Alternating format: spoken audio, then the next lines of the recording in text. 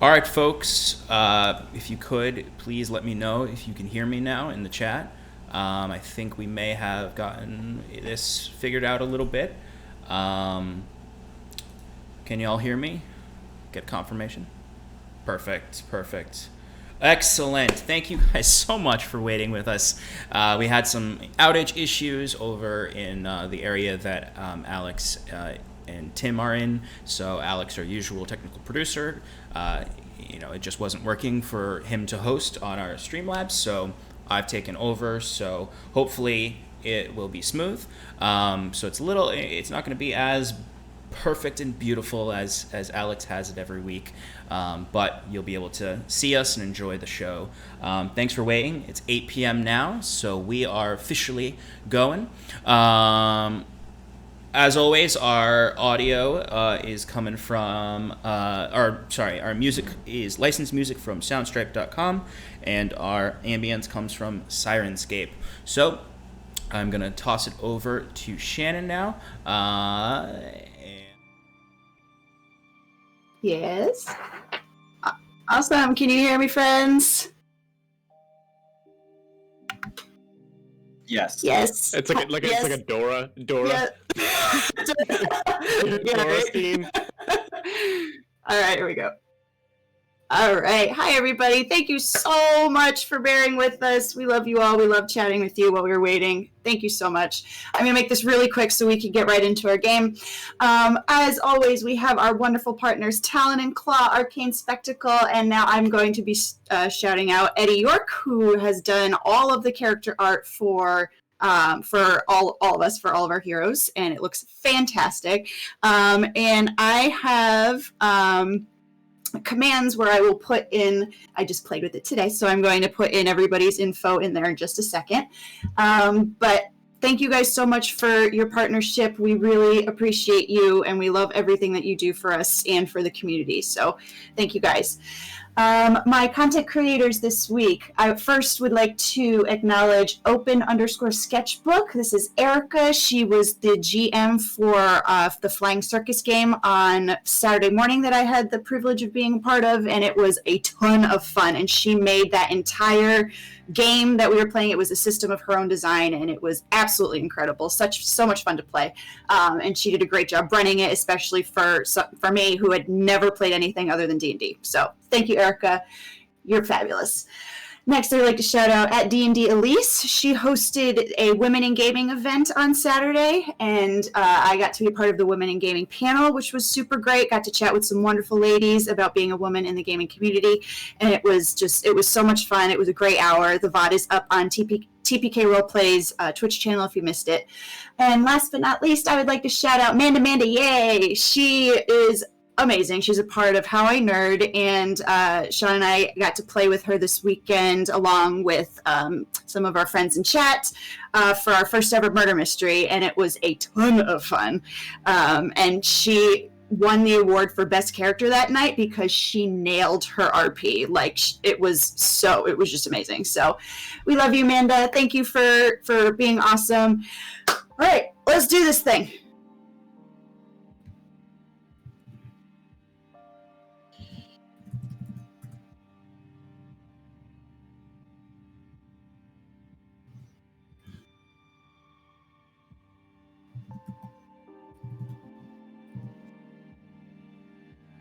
Looks good. Can't hear you, Sean. Rose says they can't hear you. Yet.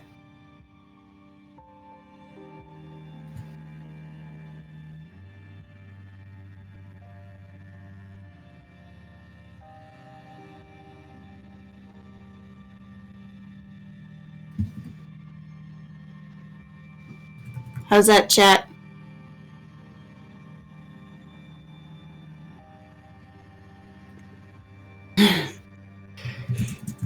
Is the bush green? Yeah, I thought so too. They can hear me. I can't hear you.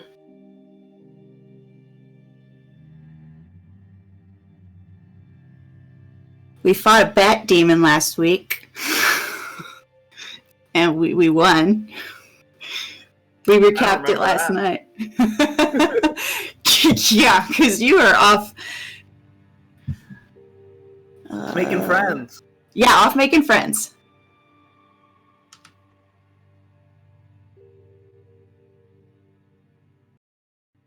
All right. Chat, let us know when you can hear Sean. Yeah, just telling chat, let us know if Sean comes back. Yeah, so we can hear everybody. Everybody else is good.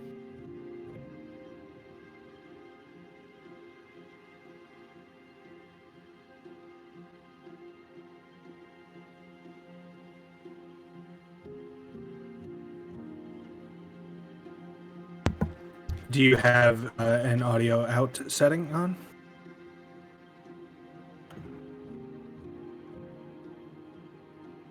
Oh.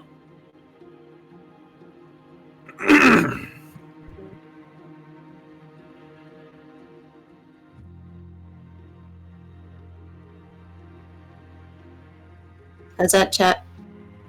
Oh no.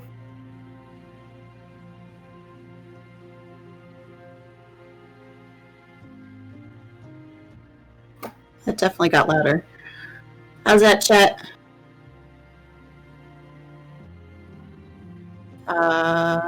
Somebody said it works. It's a miracle. Can you hear everybody? Yeah, I know. I don't know. Can you guys hear Sean? We can barely hear you. Weird.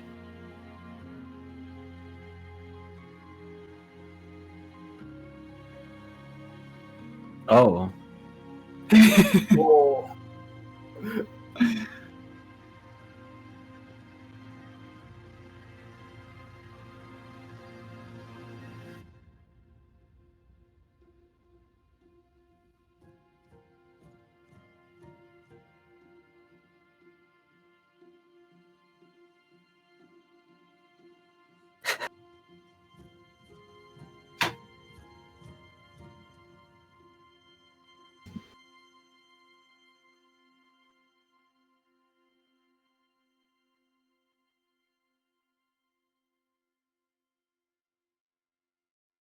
It's weird that they could hear you on the other screen.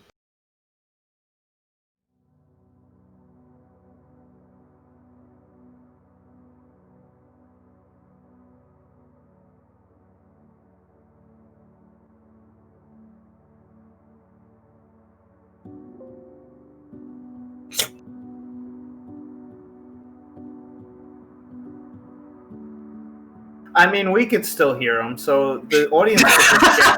That's true. We can hear. How about now, chat?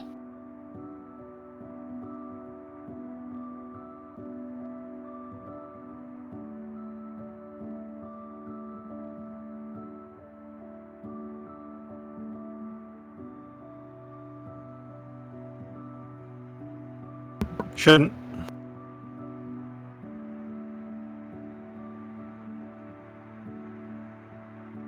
Still nothing.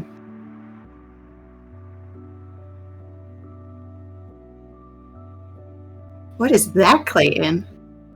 Some weird sample for these 3-form things. I shouldn't really be promoting them. They haven't paid me any money, but it's fun to play with. They look fun to play with. My kindergartners would love that. Are you comparing Clayton to a kindergartner? I think it's just like a Have you fancy met his carpet character? Yay. Okay.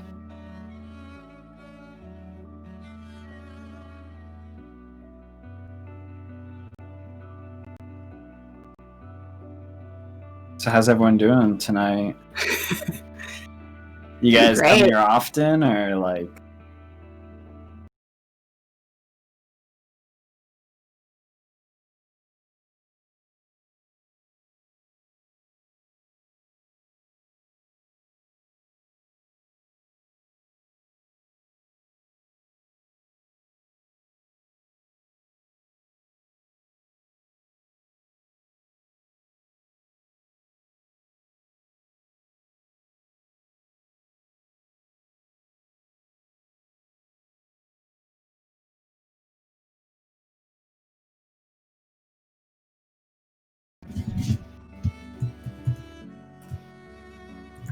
How's that, chat? Now they can't hear anyone. Well, fuck. Hang up the call.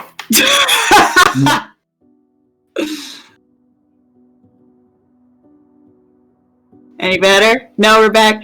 Okay, they can hear me. Can you hear Sean? Everyone but Sean. What the fuck? No, Sean. It's almost like we don't really need Sean.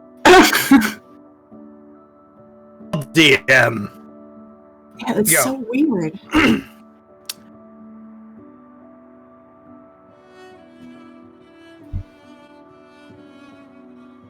Yeah, as long as that's your current default audio. Wait. Should be this, yeah, it should be a microphone, and as long as it's your current default input device in both, I would make sure it's your default input device in Windows too. Just, that might not help, but it might as well. Well, then you're just fucked, I guess. Let's hear it, Relic. What's your idea, Relic? He's a smart What if man. we take Sean and push him somewhere else?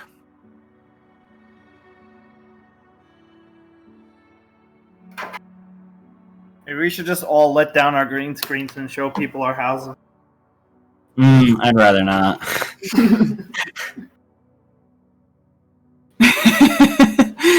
Nick, we already leveled up. We leveled up last time. Did he You just mention don't- that on stream? Oh, well, now I did. Surprise! We're level Level 7. 7! Oh. Huron has ascended to sainthood within Ilyvanya's pantheon. Her specific. How many miracles do you have to perform to do that in Ilya's religion? None. She just hands them out like freaking confession cookies, man. Confession cookies? You get a You saint. and I went to the same church, Roa. Wait, no, we didn't. Wait, did we? On Main Alright. Street? I don't remember. I don't even Chat, remember. let that. us know if you can hear Those are Sean. gay. He's testing. Unfortunately, I don't Oh, yeah, have sorry. my board games, but I'll see if I could scavenge up some other shit to look at. Show off. I think at this point, Sean. Hey everybody! Did you know that Wiswick loves to bake? I got cookies, and I made them. We got oatmeal, we got chocolate chip, we got ones with M&Ms. They're delicious. And magically nutritious. Whoa! I got a sugar cookie in here. I thought I ran out of those. We got the peanuts, the peanut butter.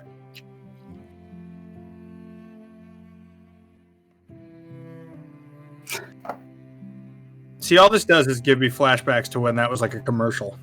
The Can You Hear Me Now guy for Verizon, the original guys Verizon hear guy, him when now? like cell phones became a thing, and everyone was like, "Whoa!" We all wonder sometimes. This is entertainment. This is quality entertainment. What's going on? Why is it this way? How are you today? Today I will be playing the slot of Wiswick, and John will be playing the Tinder. will be playing Huron. By the blessings of Ilyuvanya, I grant you death. And then he just fucking executes a guy. That's how I would be playing Kiron. Huron, Oh, and, shit. It's a me. I'm Carla. Look at me. I think I just. Yeah. Yeah. Now they can hear me, but it's. God.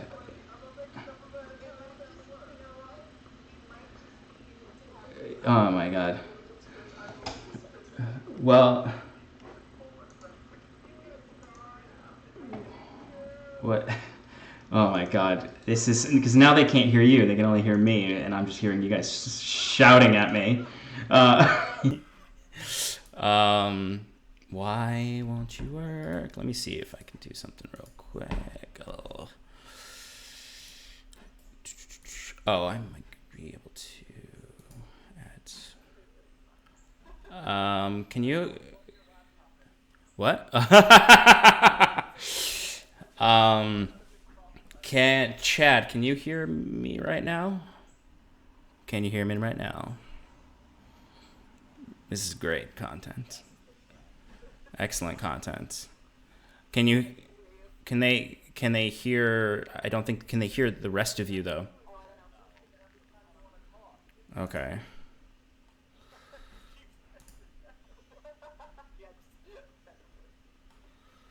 Okay. I don't know what to do.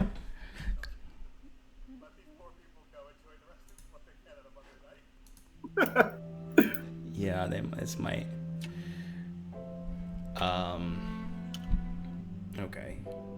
Tell them Alright. to play How Super about Smash now, Brothers. Chad? Min Min Look, just we came all know out. I'm lucky. I don't feel the luck in my bones, so I don't know if it'll work. Well, there should be a simple solution to this, I feel like. Okay. All right, You can share see your his screen. chat. Can you hear Sean? I don't think they can hear Okay. me. Whoa. They can hear. They can They hear can hear us. us, but Oh. can we hear Sean? Can you hear me, chat? Can you hear Sean? I don't know why. Can you hear all of us? They can hear. They can hear us, but I don't think they can hear me. Oh, yes, wait. yeah, I think yeah. We're in. We're in, guys. All right, I have no fucking clue what just happened at all. It might have to do with the fact that I was editing it while in the scene, and it needed to be Oh my edited when God. it wasn't live. So we're all in now. Great.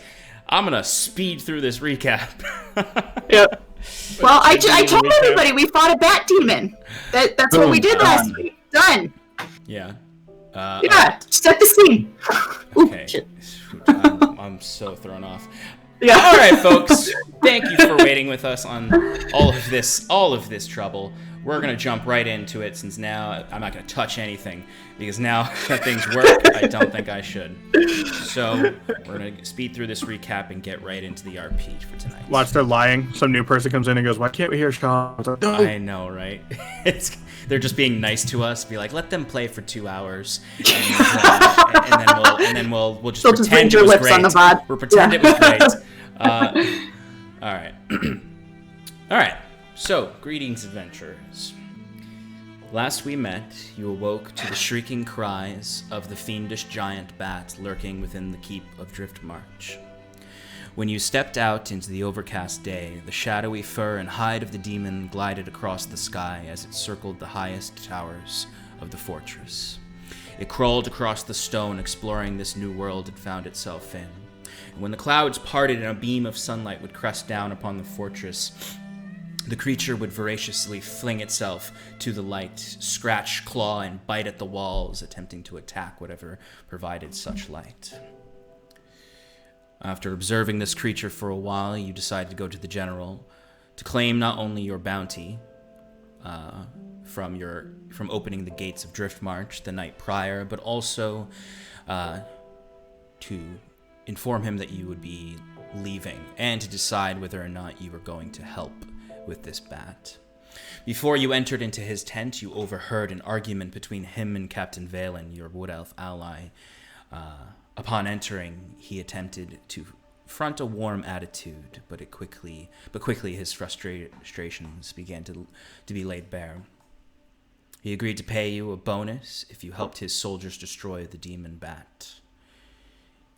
You took a private moment as he stepped outside to discuss the pros and cons of this situation, some of you much more eager to leave as soon as you could, Scarlet wanting to use the underground passage you found to just bypass the demon bat entirely.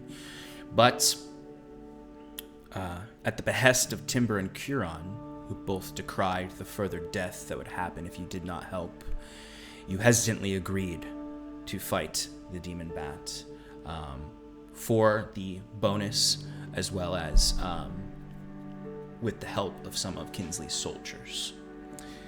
Cal had decided to be the one to agree and request soldiers to help you, so he stepped out and joined Kinsley as he was watching the bat fly above. Kinsley's anger had subsided, and he apologized to Cal about his behavior in the room prior, as well as sharing a small story with a glimpse into his past as a soldier when he led an army into battle against terrifying odds.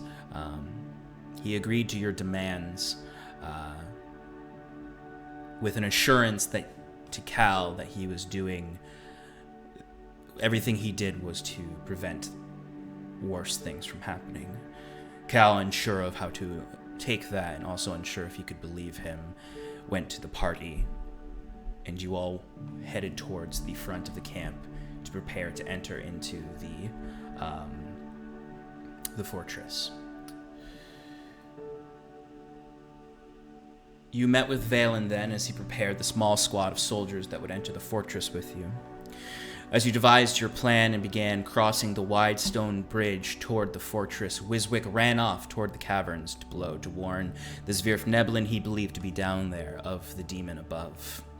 Curon had devised a plan to lure the creature into the opening, into the hall within the fortress where you and the soldiers would wait to ambush the creature. He would do so by casting the daylight spell and drawing the creature to him. So you all snuck into the fortress with your soldiers as Curon stood alone on the bridge, the roaring waterfall below with the creature above, as he cast not only daylight but spiritual guardians around him as the avatars of Ilyuvania flanked him on either side. He cast the spell, sending forth this daylight, which attracted the demon bat almost immediately. And as it dove off the walls of the fortress and then began descending down, Curon slowly started walking towards the entrance, started picking up pace a little bit as the demon bat got closer.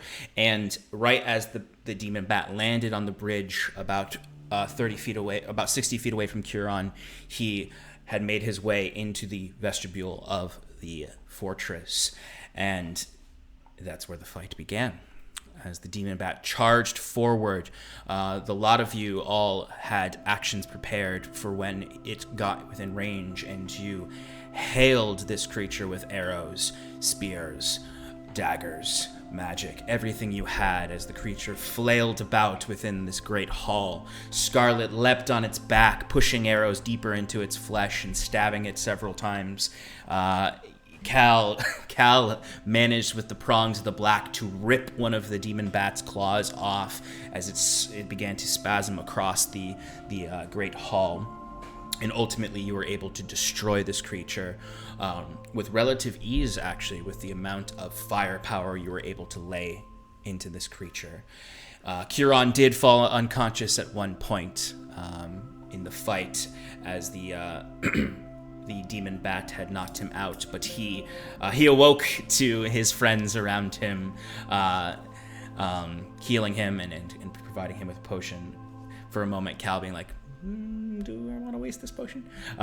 To bring him, because he was, Scarlet had used a healer's kit to bring him into stability, and then Cal used a potion to bring him back to consciousness. All the while, below the fortress, Wiswick ran through the several different tunnels, and eventually found himself in front of a fork in the tunnels. But as he made himself known, proclaimed the Zvirfneblin code, Alfalfa, the gates slowly opened as he saw a few Zvirfneblin faces popping out, and he met with the researcher Razlin and his small expedition, and spoke with them for a long time, and in a somewhat touching moment as he was given a choice by them. They said they could protect him, but they would not be able to protect his friends, giving Wiswick the decision to rejoin those who would be like family to him, or abandon those who may be a new family for him. He ultimately chose to stay on the surface, not without passing around some gifts and accepting some gifts from these Virfneblin, who had confirmed to him that they were doing research on the same deity figure known as the Diamond in the Rough that Wiswick is doing his own research on. He alerted them, or they alerted him to they have a clue that there is an old ancient temple within these wild underdark lands that may hold some clue to this deity figure Wiswick is researching. He promised them that he would return one day, or at the very least he would explore this temple himself, but that he needed to go and help the surface dwellers at this point. And with that, with a gift of mushroom whiskey and his favorite salted flatfish meal. Is it flat? No. Blindfish. Blindfish, sorry, blindfish. I did that last time too. I called it a flatfish. And Chloe turned away from them as they all waved goodbye, and the gates shut, and the illusion was resealed, hiding them. And now he heads back up to the fort to meet up with his friends, hoping that they have survived this fight, as the rest of you are now breathing heavily, leveling up, and which will take place on your next long rest, as you sit amongst the corpse of this demon bat, as the soldiers are tending to their own wounds all around you. Valen had not suffered any wounds, but some of his soldiers had. Some of them have died, as Clayton reminded us. Rest in peace, Jeff, Jeff, the random soldier. I believe he was He was an archer, He Sean? was an archer, yes. Well, Yeah. archers are soldiers. I was just about to say he was an archer. I'm pretty sure he got eaten by bats, but by like the bat move that it did, and the bats. Okay, Jeff's dead. We are returning now to the scene. We'll start with all of you within this hall. There is the bat demon is slowly starting to melt away at this point into that fiendish ichor that you had seen the hellhounds melt into. You look around, and the soldiers are tending to their wounds. Valen is talking amongst them. You are all kind of gathered around Curon at this point, who is fixing himself up. And Wiswick, you'll join them very shortly. But what would you all like to do? Nice job, Sean. Under 12 minutes. There was a point in that I was like, you're going to keep talking, but you should really stop. The DM's curse, maybe? Yeah. Kieran, how are you feeling? Well, the healing potion is definitely doing its work. I think I'm alright, thank you. A little rest and some, as always, crescent-hearted goodness. I'll be back into shape in no time. You should do the calisthenics that Cal does more often. He might not recommend it. Anyway, get up. Okay. I give a handout. For everyone's reference, it's still quite early in the day. I was just gonna ask. Yeah, it's approaching. It's really approaching noon at this point, because you guys, you got up at 8 a.m. and you did what you were gonna do, and you did it all pretty quickly. So you still have most of the day. You're all very tired, obviously, from this fight, but you could leave today if you'd like to. Hey guys, why don't we go rest? After talking with some of your companions. I believe where we ended last week actually was you were about to take a short rest. Whether it was here or back at your camp is up to you. Back at the camp. Yeah, back at the camp for sure. We also need to collect slowly melting. We need to collect Robert and our things. Yes. Well- Robert is currently getting your cart ready because Cal did command him to do that before the battle. Right. We need to get going. Yes, we've waited Let's, far too long. Find the general, leave this bat to the rest of them. Can you walk, Kieran? Yes, I should be fine, thank you. Just... yes. No worries. Once we're on the road, I we should be able to get some light rest with Roko. So, Caliph, where did Visit go? He went down to the. He went down to. There was evidence of deep gnome activity down there, so he went to speak with them. I guess he'll maybe come back. Let's go find the general. I'll go find him. Yeah, so at this moment, Wiswick doesn't walk in at this moment, but you all start to leave. And I'd say, as you're leaving, one Valen comes up to you and just gives you all kind of a quick nod, and just says, "Thank you. I know you have done a lot for all of us. Many more soldiers would have died if you were not here with us. And I hope that you, I do hope to see you all again, but I know that you must be off. So, good luck on whatever is next for you." Thank you very much, Captain. You as well. You all begin Until next we meet. and gives you a elvish greeting goodbye. Yeah. And you all Not start a jive. You all start to head out, and as you're walking across the bridge, you hear the roaring waterfall below, and you just see at the other end, kind of running through the gatehouse, like, "I'm gonna make it for the fight," is you see Wiswick as he's about to join you.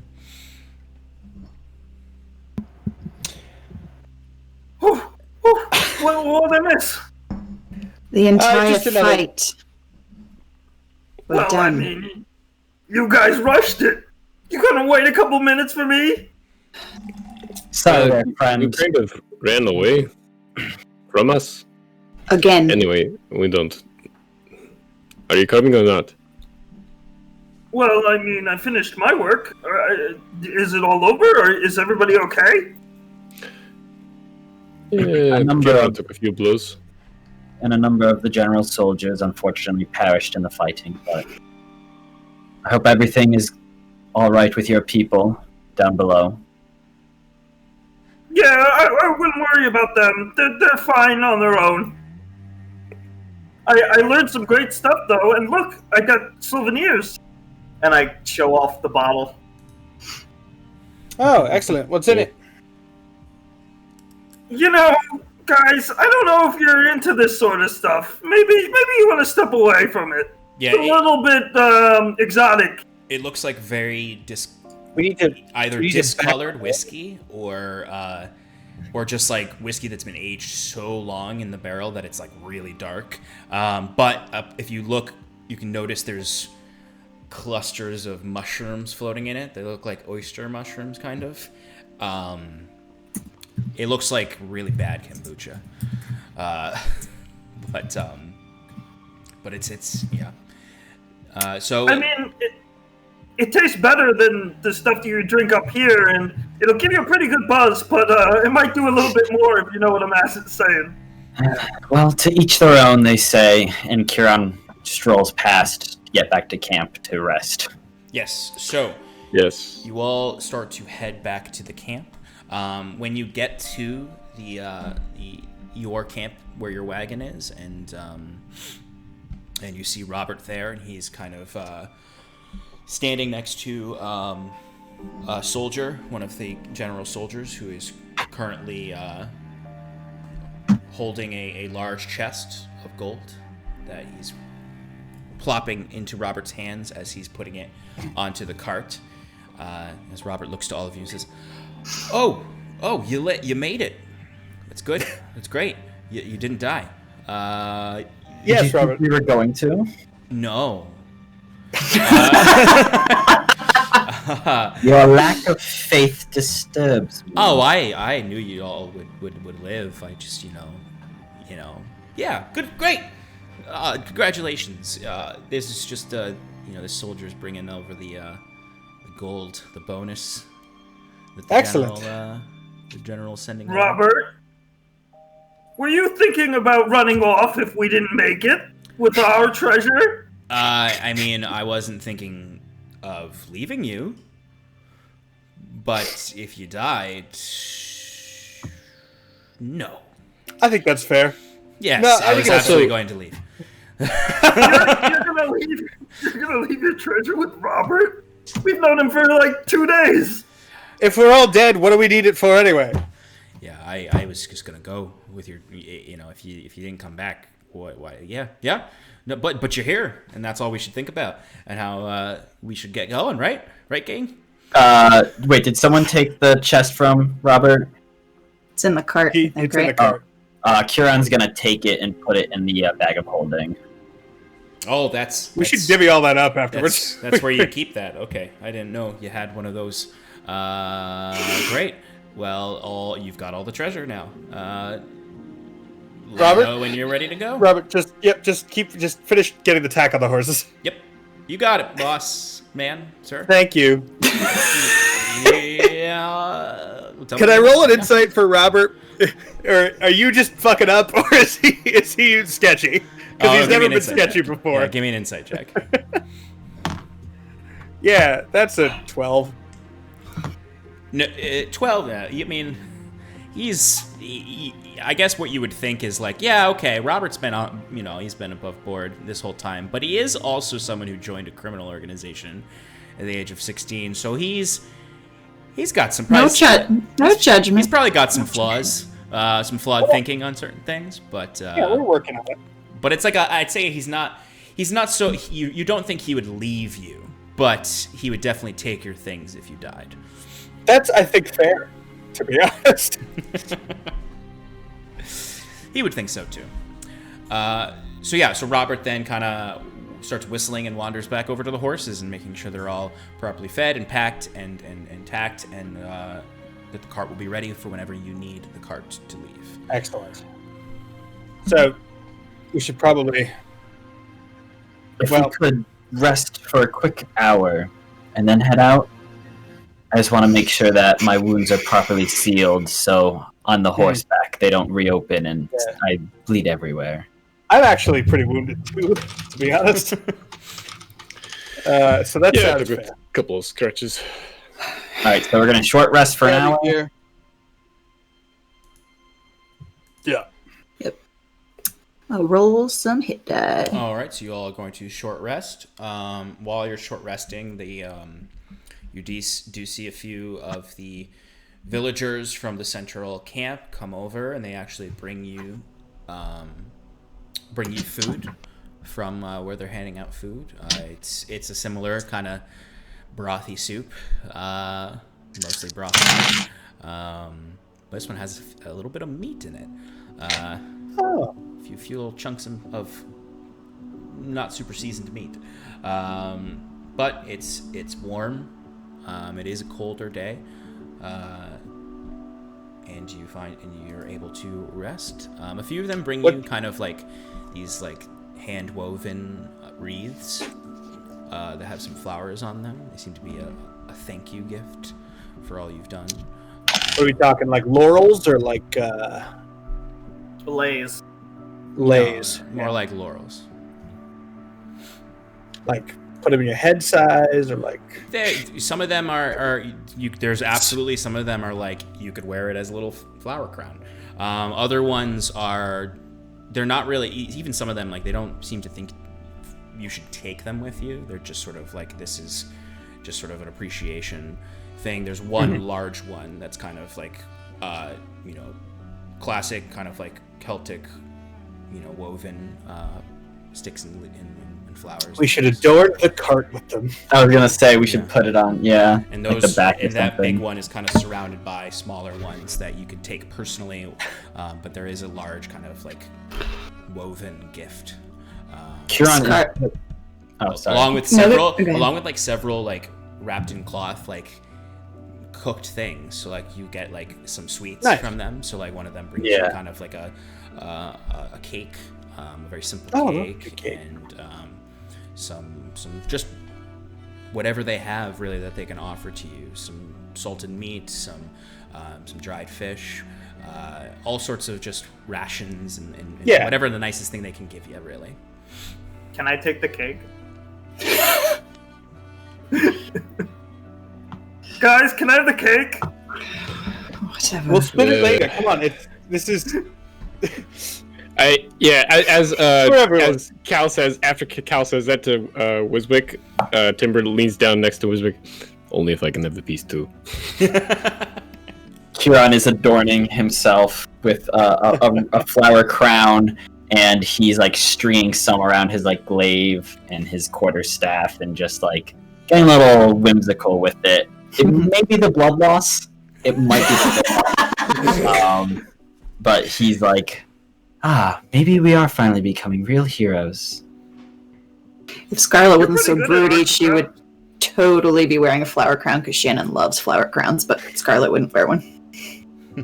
If I get a chance to, or if you let me, I know we're short resting, but if you let me just like walk calmly over somewhere, I do want to say goodbye to McClear particularly. Okay. Yeah, absolutely. You could definitely. We don't need to. There's nothing important that I'm going to say. Okay. Other than goodbye, you know. And if you ever, with a promise of like, Cowboy. you know, if you ever need help, look us up. Yeah. No, you could definitely do that. If you didn't say And I'm goodbye, gonna say goodbye to McClure, he would have absolutely have been chasing after the cart to say goodbye. But yeah, you find McClure. He's playing with his children, who are kind of running around outside trying to watch the bat. Less afraid than they should be as children, but they're McClear's children.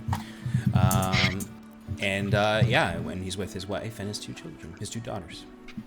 Yeah, Adis and Lagertha. Yep. Yeah, I think that's all I wanted to get. I'm not looking for Cool. anything more intense. He embraces you with a big hug, and sort of says back before letting you go. Yes, I hope to see you again, for sure, Cal. I hope to see all of you. You too, my friend. Give And I the rest of them my best, and if you're ever in the area. Same. If we ever, do you think you'll be settling down around here? I know you had planned on possibly moving, or you headed back to Maginset. Well, if we can get out of here, we will. But we'll be sure to let someone know where we are.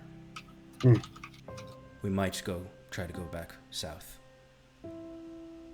If the lands are Well, good safe. luck. Good luck to you, and good luck to you all. And I do hope our paths cross again. And I hero shake him. And he returns it and Yeah. returns to his lovely family. Okay. As you return back to your camp, you've all gotten your short rest, healed up a bit, stretched out, sealed those wounds that are still open. What would you like to do? Kieran's going to do something similar with Wyla and Mandrick. You know, nothing too big. The only thing is he would leave the kind of like blueprint that we had found for the teleportation circle to the Feywild, giving it to Mandrick, and being like, I think this is better with you. I believe this would be better served staying on your person. Our travels may take us far, and we may not have time to fully decipher this. You see he's looking at it and he notices, oh yes, I recognize the master's handwriting on this. I think I understand. You see Wyla kind of moving about their tent, and she's actually packing up stuff herself. And she looks up to you and just says,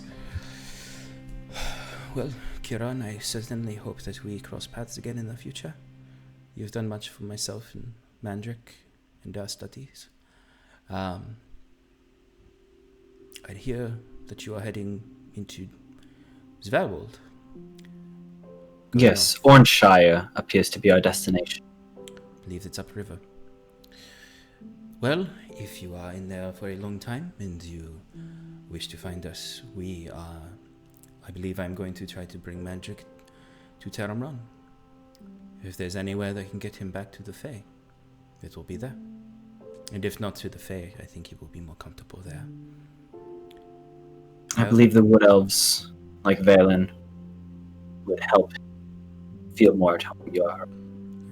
I have spoken long with Valen about what to look out for, and I think that we will make that journey shortly. So, good luck on your travels north. Thank you for everything you have done. Of course. For these people. And myself. I only work as Illyviania wishes me to. I'm sure we will meet again one day, friend. May the Font Mother watch over you. And the Crescent Heart watch you. Turns and walks out. Mandrick and Wyla return to packing their things for their own long journey north. Is there anything else? Scarlet's been sitting on her horse this whole time, ready to go. Timber's actually gonna go straight to the general. Okay. So Timber, you're For the best insurance rates online. Go to the general, take some time! yes, that's what the general's been distracted by. He's starting an insurance company for wagons. You're able to get to the tent. You can walk in easily enough. You see the general is there. He himself is kind of packing some things, and you see he's just sort of moving back and forth in his tent. You imagine they're probably going to transition into the fortress, so he's organizing his belongings, and he's in that similar kind of dressier noble garb to his usual armor. He looks up quickly and sees you enter, Timber. He says, well, I had heard news that you had been successful in your attack, and I had sent your gold over. I imagine you'll be leaving soon. Oh, he did send the gold over. Whoops. I missed that part. Anyway. Well, you're here now. Yeah, I'm here now. Crack. Yes, we were successful. Now, I know that we are leaving. However, if you recall or need of us in the future, we might be in need of you. Well, as I promised to you this morning, you are free to move about of your own volition. If you have need of me in the future, I am certain your little friend can get in touch with me. I will be spending some time establishing Drift March here, but I will be moving on at some point. Where do you plan on taking these people? Well, we will investigate the area. We will communicate with the court and decide where's the best place for these folk. A fortress is no home, but it is safe for now. Hopefully we can get enough soldiers to oust the bandits to the south, which I believe we will, especially with some thanks to what you've done already. Once that is all settled, it will take some time. I will be moving on to my original tasks here in Tressex, and beyond that. Okay. Understood, General. I had hoped we could talk further, Timber, but I believe you are all pressed for time. So in the future, if we do cross paths, which I do anticipate we will, we must talk of the Everflame. Very briefly, what do you know of the god? Well, I know that... What is your devotion? Well, like yourself, I like to believe I'm a man of God.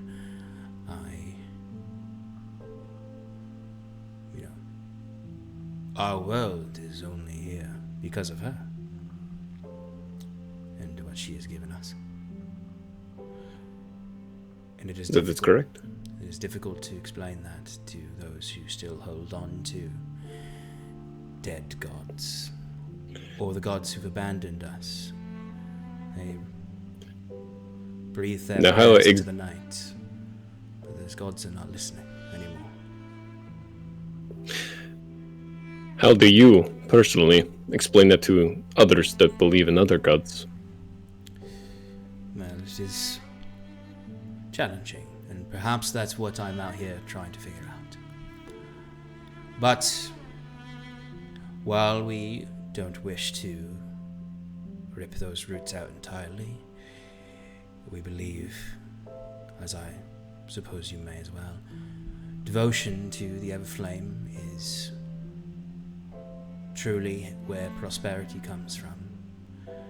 Oxlin has grown because of it. The Quintaki can grow even more, if more are to accept the Everflame. Now, explaining that to someone who's been worshipping the dirt for 50 years is very difficult. And perhaps that is what we're trying to figure out here in Tresix. That is what I'm trying to figure out, too. No. Have you spoken to her? Received word from her? I, like many, have whispered my prayers into the night to her. And What does she tell you to do? In consultation with the Graces, I have identified certain omens and messages. And she wishes for those like yourself and me, devoted folk following her guidance. It seems as though there is preparations to be made to spread her word throughout the Quintaki, to protect as many souls as we can.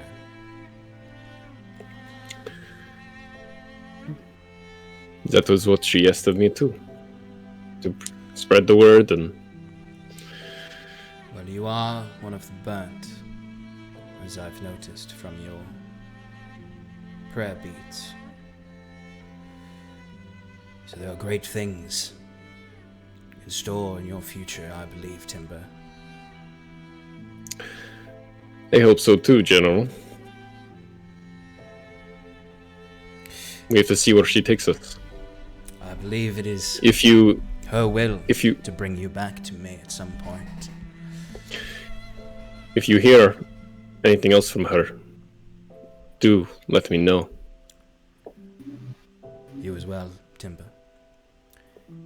Give your best to your friends from me. I don't believe the last they saw of me was quite as friendly as I had hoped our departure would be.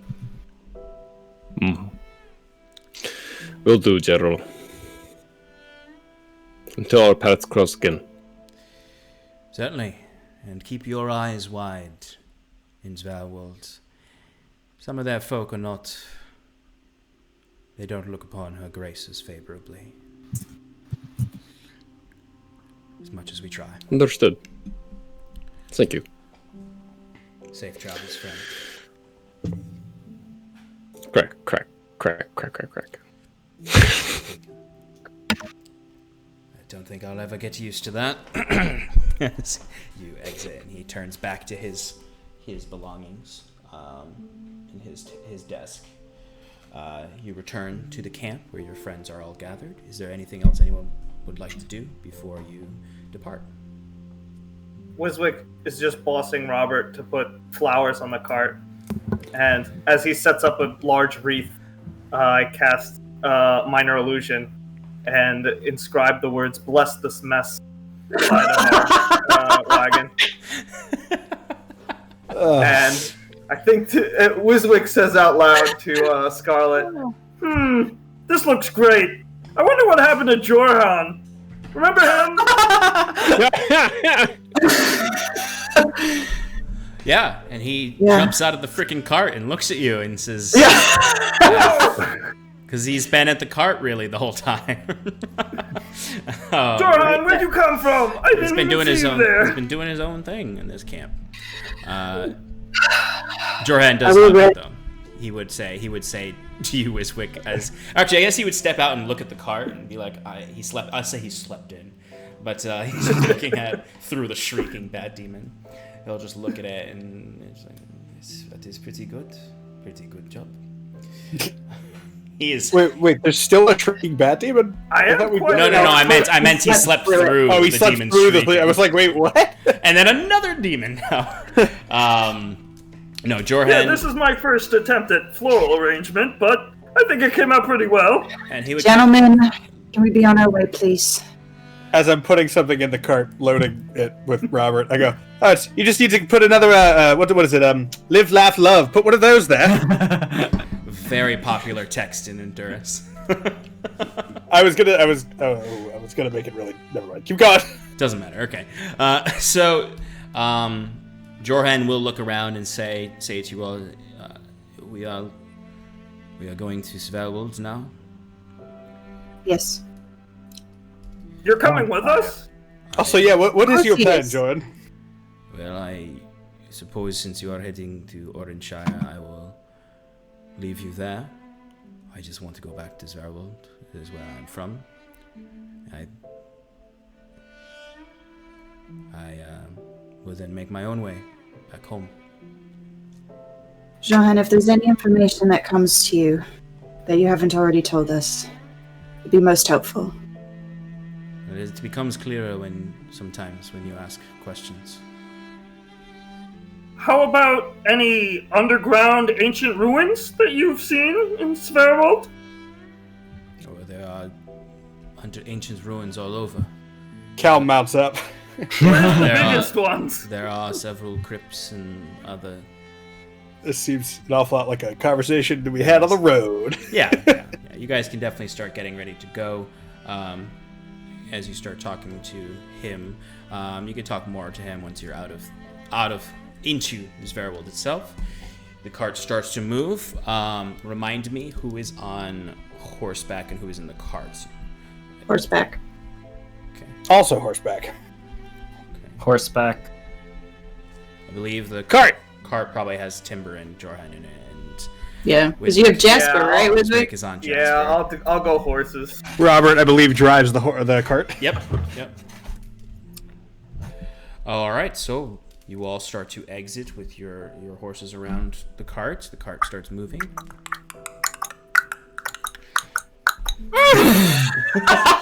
I don't easy coconut. Easy. We need coconuts. I don't even need a soundboard. I got you guys. Cal brushes off his hat and puts it on because he hasn't worn it since since before the Battle of Drift March.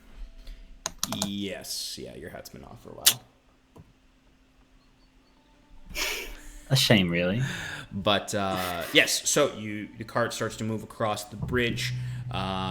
You find safe passage through the fortress. You see the soldiers there they're kind of moving in and out of the fortress, looking for any remaining Zverls or demons. But they have started to move the barricades away. They're starting to reorganize the place. And as you move through it and across to the other side, you notice that the gates are already open on the other side, as a few soldiers are over there starting to investigate the other gatehouse. And you step out, or you ride out into the road, and you look out, and you are officially welcome to Sverwold. I make sure to take a deep breath. A new adventure awaits. As you leave behind you the general and the villagers of Maginset, and the cursed things that you've seen in this country, to enter into a new country to find Scarlet's and Timber's brother and wife, respectively.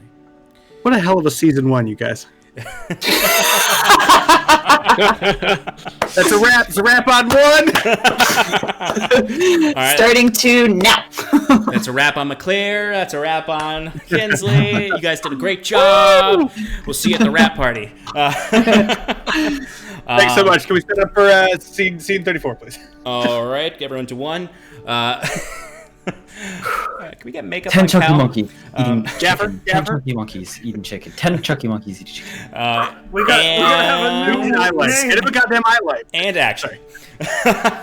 All right, so you start to head north, knowing where Oranshire is. Based on the directions you've been given, you would follow the road north along the river, and about halfway up the river before it reaches Taramran is where Oranshire is, in one of the crooks of the river, one of the bends. The road leads directly there. So is there anything you would like to do? You will be traveling for until, I'm assuming, sunset and then camping. Yeah. So is there anything you'd like to do while you're on the road now? Or would you like... Should we introduce ourselves as the heroes Imagine said still? No. I don't think so. Hey, Maybe we should be like the messy cart mercenaries or something like that. I mean, I don't think we're mercenaries, are we? I mean, I guess we kind of are, I suppose. But really, that was just... It's more circumstantial. Like, we're not advertising. I don't know how much it means, but Branding is important. I think I've heard you say that before. we are the Ilyuvania's chosen, so we could God, go by no. that name. No. Can I pull up alongside the cart and talk to Jorhan for a little bit? Yep. As we're traveling. You can ride at the rear, kind of looking in as he's sort of leaning against it. Timber across from him. Timber, you in wolf form, or are you in your hybrid form? I'm in hybrid form, kind of sitting in the back, yelling back at Wiswick. No, let's not. I just keep giving him We don't ideas need a and he name. keeps saying no. Yeah. Robert's like, I like Ilyuvania's chosen, if I'm being honest, but I don't think I have a voice here. No, if you you're were going to side with criminal. me, you do. You gotta do think get of it. something badass. What was the name Robert gave to Wiswick? No one Schmigs. remembers. Schmigs. I remember. I don't know. I have it written down in my other notebook. Oh, I don't right. know- I don't know about that Schmigs and Schmigs. Co. I don't know right? about that Schmigs. I like Schmigs and Co. personally. Schmigsy. We're not a company. We don't have a purpose other than to help Scarlet and Timber. Like, I don't... Jorhan. Yeah. Well, to be honest, What are we yes, selling? No, Why are we a company? This is not a. This is all Let me know when happening. you're I'd done. say this is all happening about an hour into Oh, yeah, the no, this journey. happens over time. Yeah. Yeah, this is all happening Yeah. over like the first hour of travel, and like you're like finally away where you like can no longer hear the falls of Driftmarch or see it in the distance. There's the brush is starting to get thicker around you. You're starting to notice this region is a lot more rocky and covered in hills than Tressox was. You can see some rather large mountains in the distance, and just there's a lot of pine forests all around that are popping up. But you are sticking on the road, moving at your normal pace. Scarlet, you can come up to Jorhan and speak to him now. Are you sure? Are you all done? So you said it helps you remember if we ask questions. Yes, it comes in waves, the memories, and sometimes your questions have triggered memories to come back or made things more clear. You said that you saw a mask. Is that right? You were traded to someone Yes, with a mask. yes, there was a few of us who were traded away to a figure who was knight, I remember. I was coming in and out of consciousness. But I remember seeing a person in robes with a mask. I could not make out the details of the mask, but they spoke with very hushed tones, a deep voice. It was frightening. There was only torchlight lighting the glade where we had met them. And they had brought us in and they were inspecting us for our blessings. And then he purchased us from the syndicate, the butchers. And we were put into another cart and brought somewhere off the road, away from any settlements that I know of. Do you remember anyone else that was there? One of the people with the person with the mask, or your fellow captives?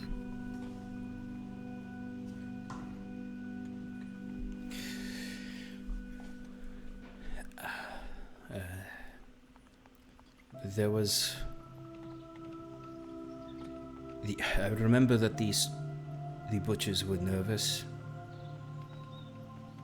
when they brought us. They seemed as frightened as we were.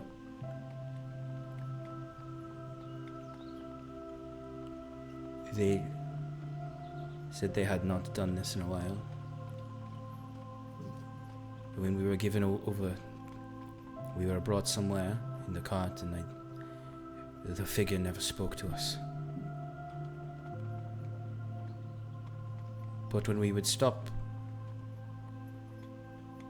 he would examine our blessings. The light that used to be within me. There were 3 others with me. There was a water genasi. I believe her name was Lyris.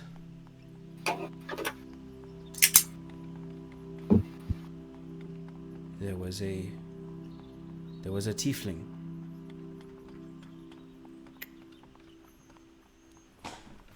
Pale red skin. Purple. He was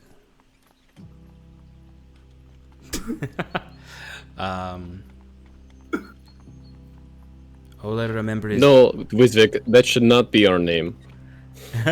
Sorry. By the Purple pandas. That's a great name. I remember we What? crossed. If you could just make up words. We crossed into Tresix.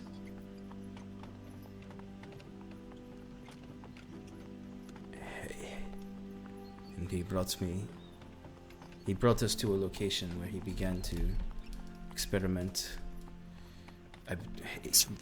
They, whatever the creature was. Experiment. Yes. He was testing what I presume was preparing us for the ritual he tried to use on me. All I know is the others did not survive. When we finally got to the barrow, he attempted each of us one by one. The others did not survive. And I suppose I only survived because of you. Perhaps. I remember that at night he would seem to speak what I thought was to himself, but it was like a conversation. Oh? Did you ever hear another voice? No. A name? A name.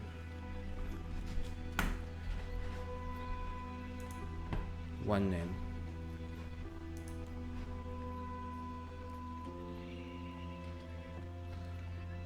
Where's my name? Oh, shit. Yes. I remember there was... It seemed as though he was speaking to different people at different times. The one name I heard was Erdwulf Thatcher. Erdwulf Thatcher. When he spoke that name, he would talk about us and others. Looking to acquire more. I believe I'm this so is sorry. whoever he would speak to in the syndicate.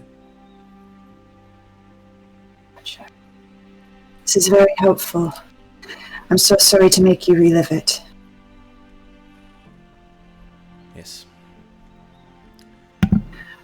Yorhan, Kieran says, backing up, slowing his speed to join Scarlet.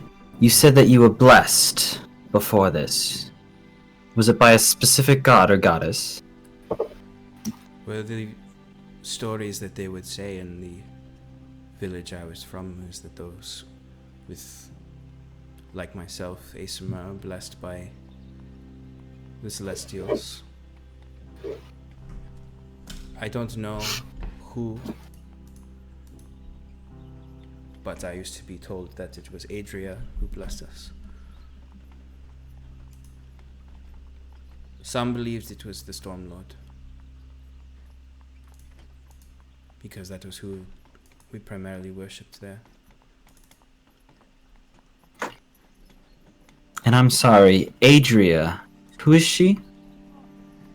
Adria is the Shield Maiden. The Spear Maiden, not the Shield Maiden, the Spear Maiden.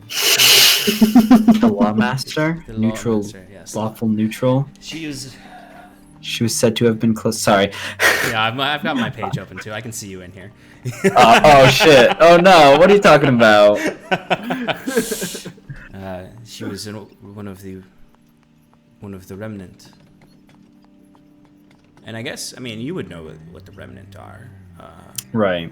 Or you have heard of the remnant. One of the old gods who survived the conflict. Very few pray to her still. At least where I am from.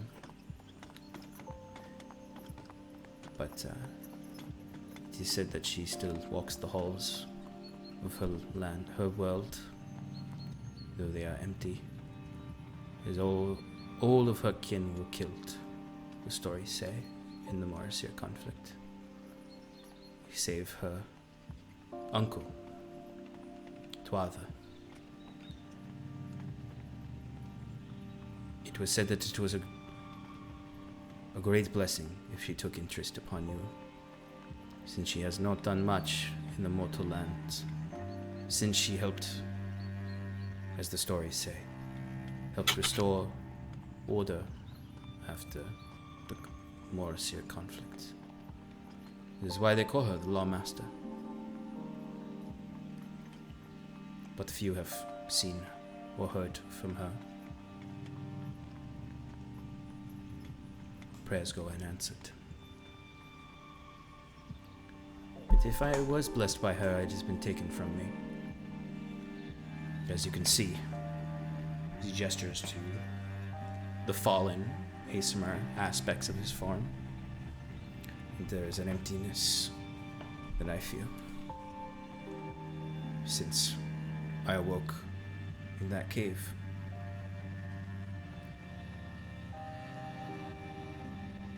I cannot imagine that feeling. For I always feel, as you say, Iluvania, ever since she gifted me a token of her favor, if you will, I felt her spirit within me.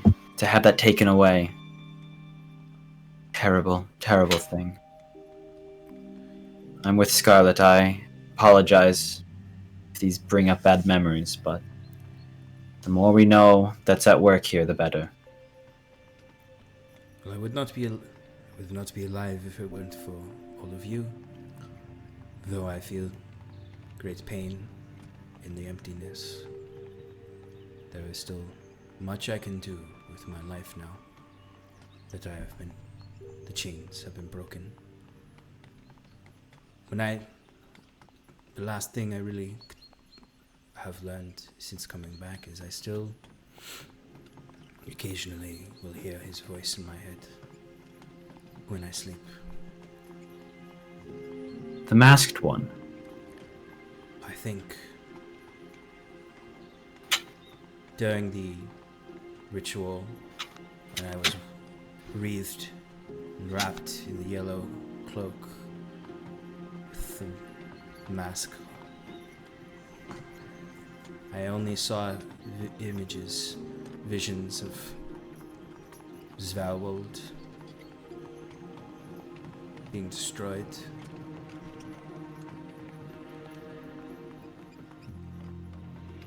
Soldiers marching, toppling over the statues of the Storm Lord, burning down homes.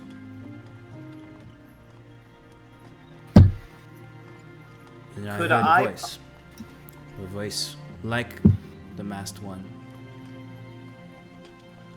saying that I could stop this.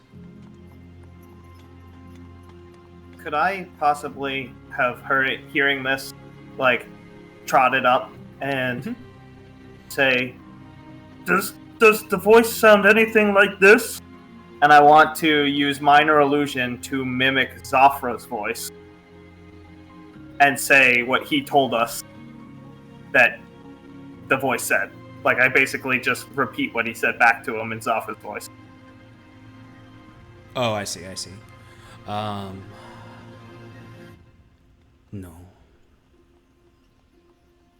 No. He's Well, that it is rules more- out one theory. It is more broken than that. It does not sound like the voice of a man. I couldn't even explain it. It is just something that you feel and hear, but can't put words to.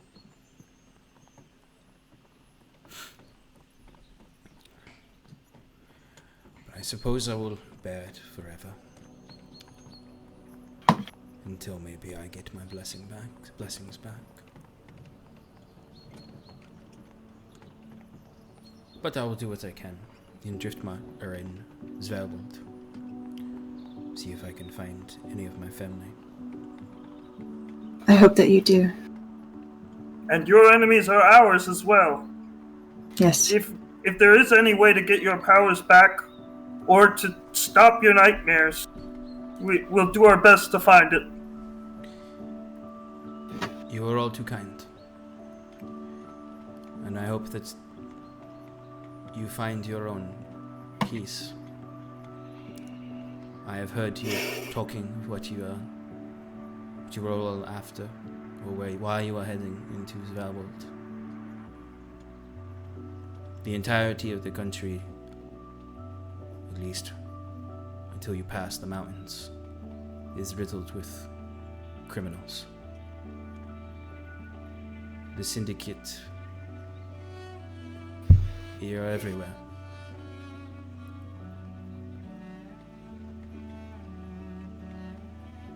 We'll Maybe keep a sharp eye. We should have a sneaky criminal name like the Syndicate. No. It could work. We could blend in. I'm not sure we really strike the syndicate aesthetic, if you will. How about the establishment? Maybe keep trying, Kieran says as he trots his horse forward to maybe not join Cal. I'm assuming Cal's been up ahead doing his scouting thing. Moving a little ahead and then keeping a watch. Okay. Big business. Okay, that's enough. Sean, Timber's gonna get off the cart and alongside of the cart,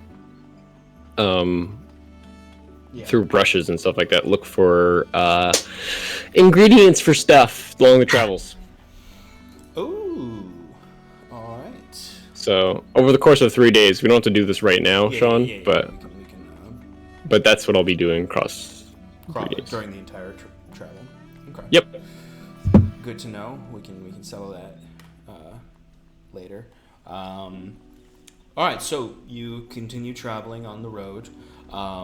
It's a very quiet day. It starts to rain here and there as it is overcast out, but the sun begins to set. You've traveled for 7 or 8 hours or so. You know that. Just not to interrupt. I have to mention this. I'd say about twice every day, Wiswick would do his detect magic extended for the mile-long distance to just track any type of magical power that he could sense from underground. Mm-hmm. He's mostly he mostly focuses towards the below him. He tries to keep all of his attention trying to detect where there might be outbursts of the Underdark. Some ground-penetrating radar, if you will. Yeah. Yep. It's very. A metal detector. I will say it is very, very difficult. It's harder to identify things underground, even with the extended, just because the spell, in its normal state, doesn't penetrate a lot of things. It's blocked by a lot of natural barriers. So, give me a perception check. Okay. Sure you don't want to make it an Arcana check? I got a 6. Okay.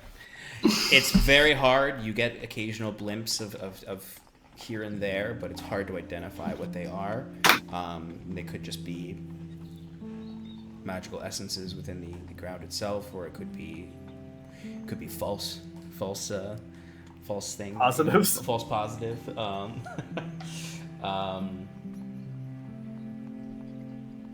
But yeah, they got fool's magic under the there's ground. Fool's magic. No, it might just be literal, tiny rifts in the material plane that are there that are giving you false readings, or it could be, affected regions where it could be the Underdark, where there's a particularly high concentration of magic, but you don't identify anything that seems like a humanoid magic or a caste magic. It would only be things that might give you a sense of this is something natural within the area. But no, you do not find anything. Okay. All right, so you all do know that it's going to take you probably another day and a half to get to Driftmarch. So camping and then traveling at the same pace tomorrow will get you there on the third day of travel. So you can camp out now. Do you guys want to do any watches, or are you going to do a Curon? Are you going to do your bubble? Have everyone kind of huddled in there? What would you all like to do? The first day goes by with no issues, though. We should have watches. Should have watches, and as we're preparing dinner, I guess I would want to say, Q, what's our total count that we got paid? Yes, of course. Taking out the bag of holding, he reaches in and takes out the 2 chests.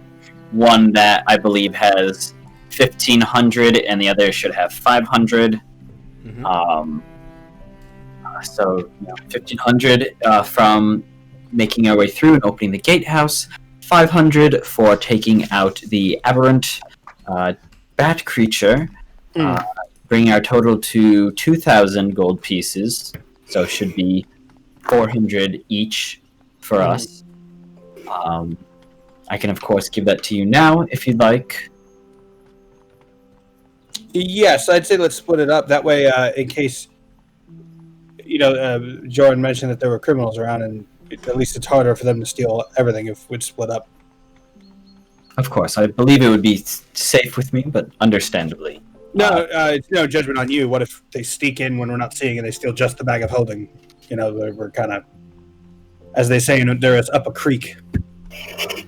Up a creek. Yes, up a creek. Up a creek without a token. A feather token. Yes, that's exactly the same. So Kieran will divvy that up.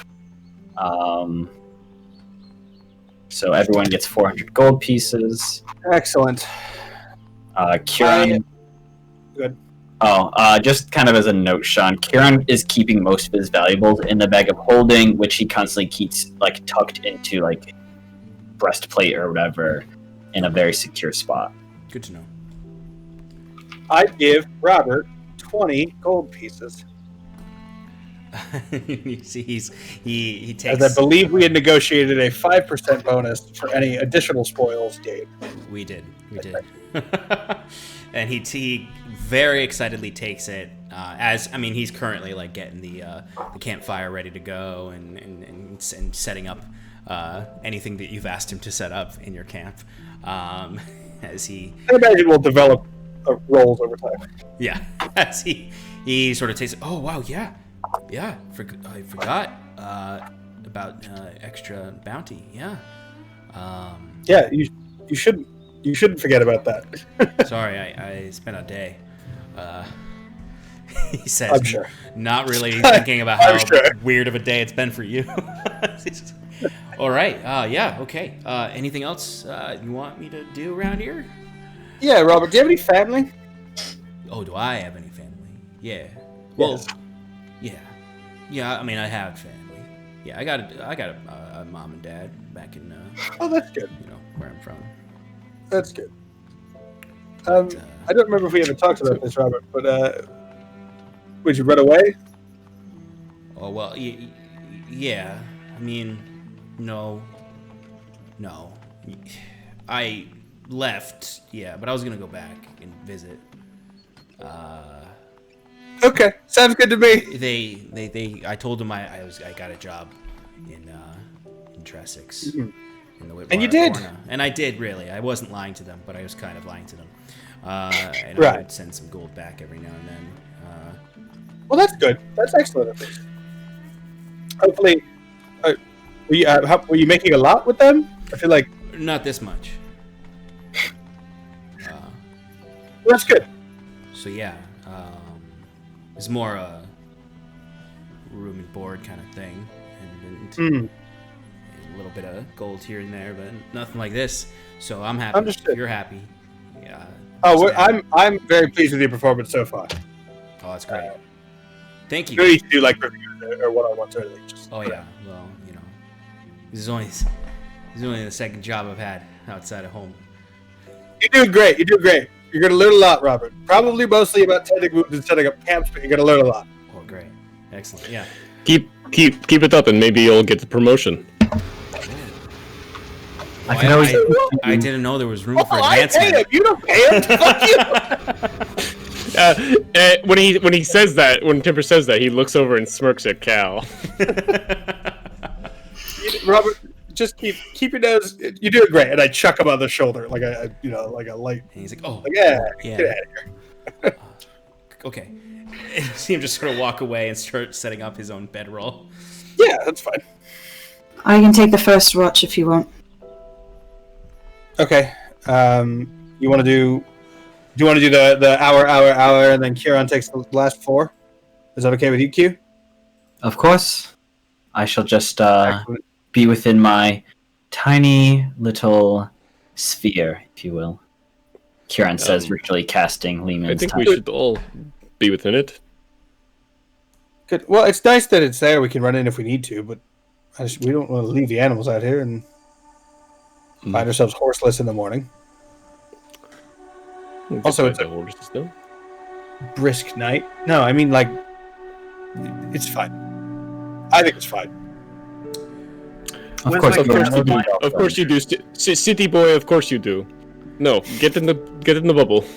Hey, how many times have we camped before?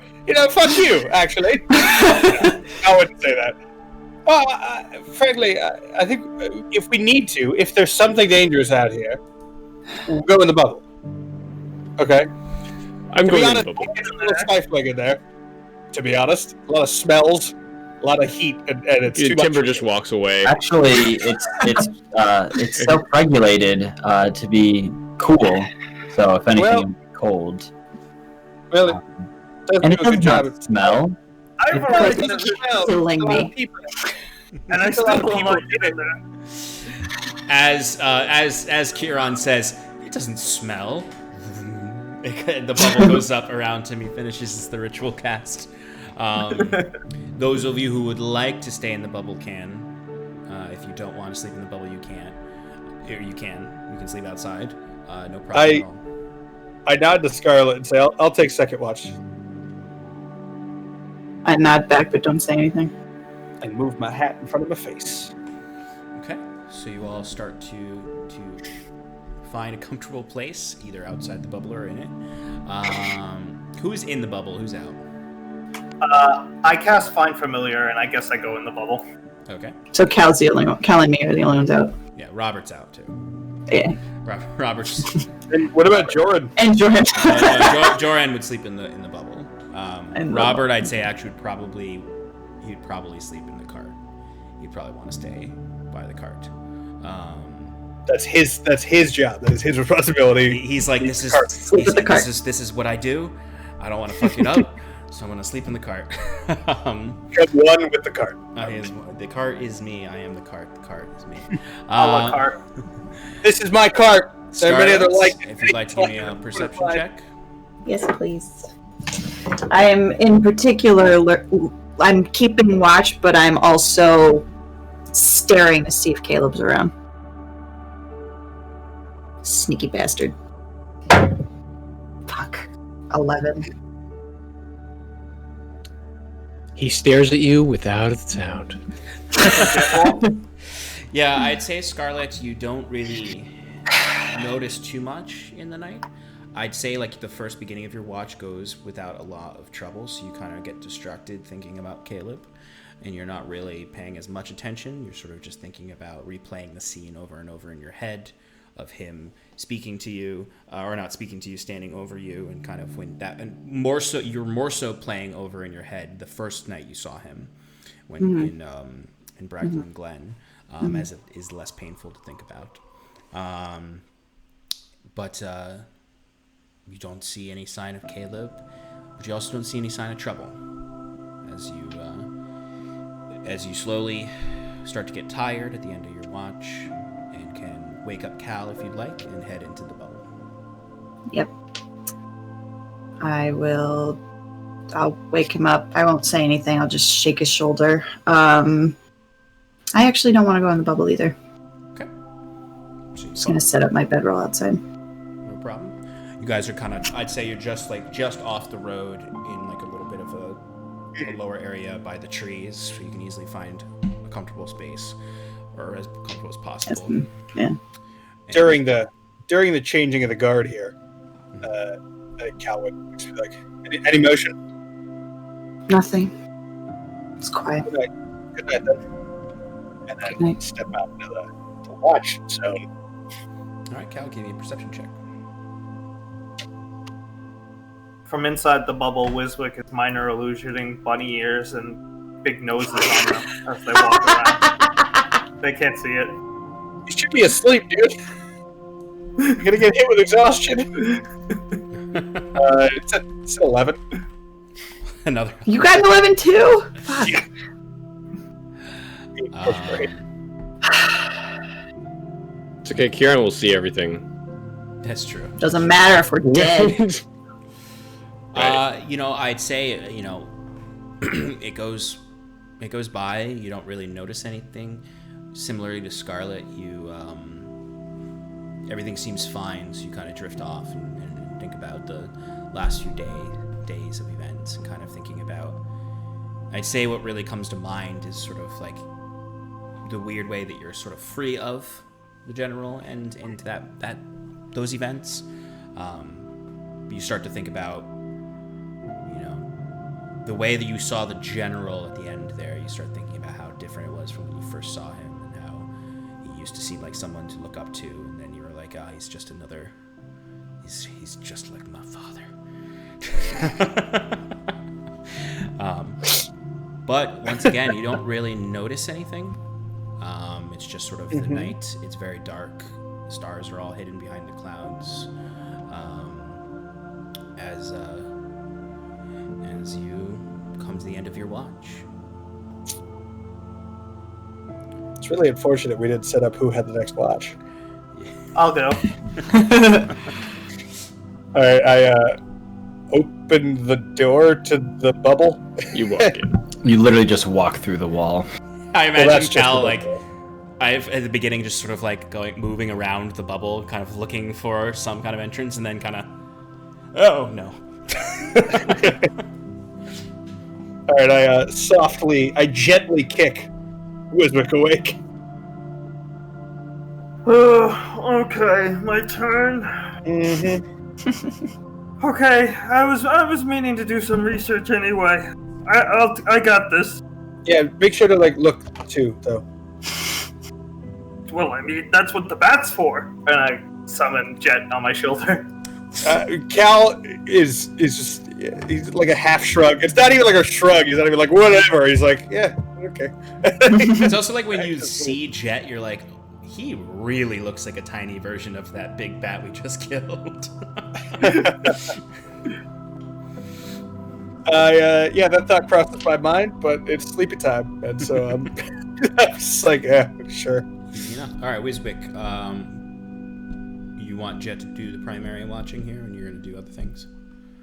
Yeah, that's pretty much how it goes. All right. I'm going to study some of the research that was given to me by the Snurfneblin in Driftmarch, and I begin doing this ritual that, I mean, I'm just studying it. I'm not really sure if it'll work, but I'm just, like, attempting what I know of the core basics of conjuration and just, like, earthen magics. And I'm sitting there with, like, this stone pile, and I'm casting all these runes on it and seeing what types of reactions they cause on it. Like, at some points it rumbles, other points some of them like lift and float off the ground, and then fall like shortly after, and just taking notes for like completely focusing myself on just stupid rock games. Okay. Easy enough to do. Give me a perception check for Jet. Sure. I'm assuming he's using echolocation, so I'm going to give him advantage for hearing. Yes. Nat 20, baby. Nice. Okay. So I would say that. Oh, it just got real quiet. Jet. Jet kind of circling around the camp every now and then, fluttering from branch to branch and squeaking, occasionally getting distracted and eating some mosquitoes or bugs. And but he does hear in the distance the sounds of talking and kind of clamoring around. He doesn't see anything, of course, he's just listening, but it seems like off the road, even further than you all are, maybe to the northeast of you, he hears some activity that sounds like people. Wiswick does a ray head turn, and all the rocks fall down. He basically takes over. He begins heading a little bit towards the direction of the voices, and takes over Jet's eyes and begins to try and get a closer look or hear. Okay, so you can definitely send Jet in the direction of the sounds. How far is your range for being within Jet's mind? I think it's 100 feet. I think that's true, yes. Okay. So I would imagine that, I don't know if that would reach. If it didn't reach, I would be willing to get like maybe 40 feet out of camp before saying like, oh, they're far enough away, I don't need to worry about this. Okay. I would say you would need to move out of camp a little bit before you could see Jet could just barely make out in the distance what seems to be another camp, and you can hear more so than see it someone with a flint and tinder trying to light a campfire. It's probably about 200 feet from 200 feet from your camp. Okay, I'm gonna cast Disguise Self on myself. Okay. And I'm really not going to change much about me, except I'm going to make myself look like a surface gnome. Okay. So, yeah, essentially same facial features, just like a fair skin and a brown beard. And I head up to them with, well, not my weapons out, but I have my book around my chest, and I carefully start getting closer, and I don't try and hide or anything like that. Like, I just knock as I get close to see them. If they don't notice me, I just tap on the tree with the staff. Okay, so and just wave. Yeah. Okay, so I'd say as you're getting closer, give me a quick perception check so you can see what they're seeing, or try to see. Okay. I got a 4. Okay, I mean they're I guess with 4, all you really see is you see the fire start to light, and you see a man blowing on the fire, kind of making sure that it catches, and it starts to get bigger and bigger. You can see it lighting up his face. You can see there are probably 3 other people there. You can't really make out details of each of them. You notice there are 4 tents all around the camp that have been set up. You notice some of them are in the process of setting up these tents. This isn't super thick forest, but they are notably far off the road where they're setting up this camp. But you don't really notice much else about them because that's a really low roll. I didn't see anything when the light lit up the guy's face. Did I see him at all? The one but person? You couldn't really make out a lot of details because you rolled so low. Okay.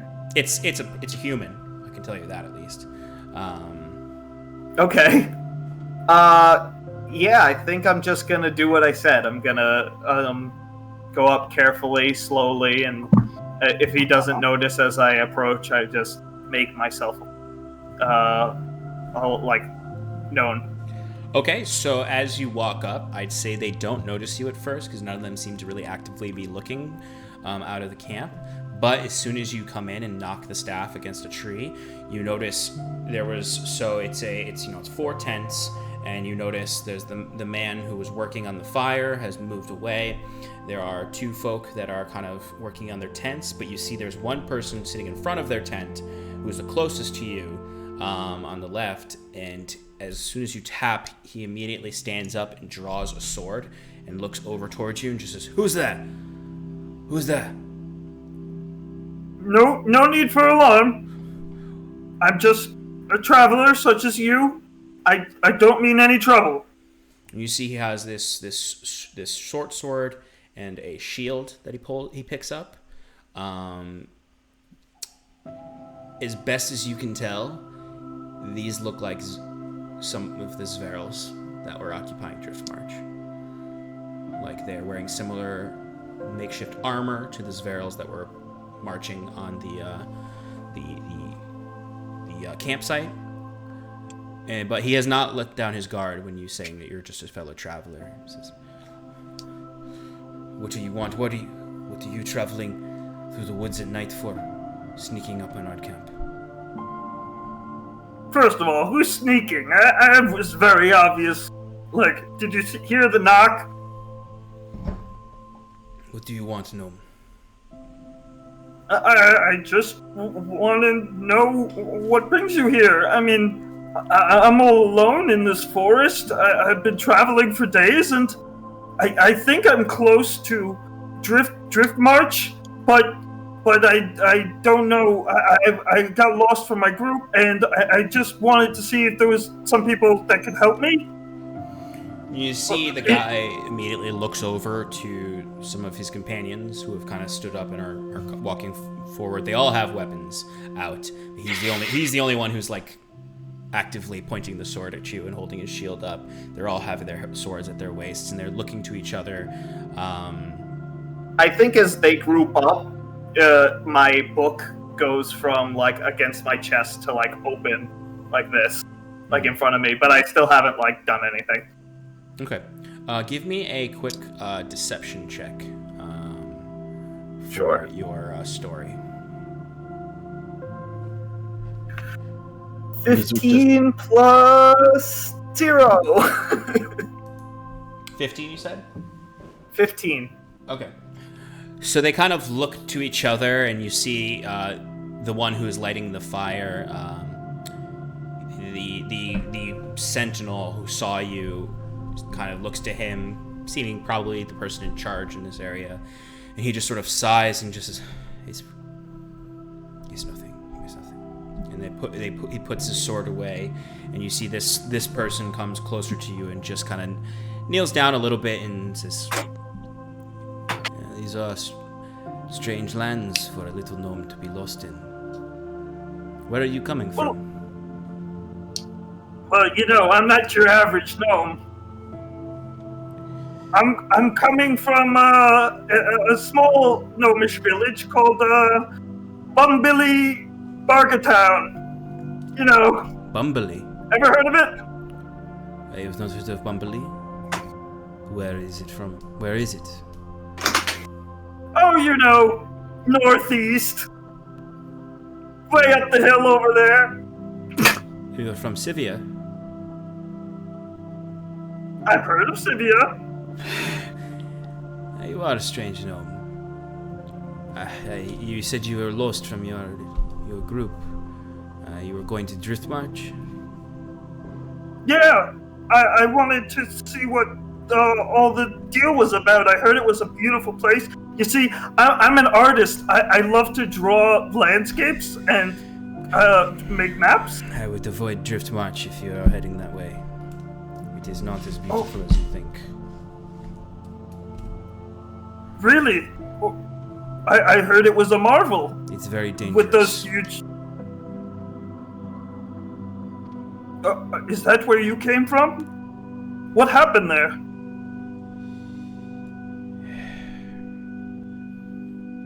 There are some monsters in those halls.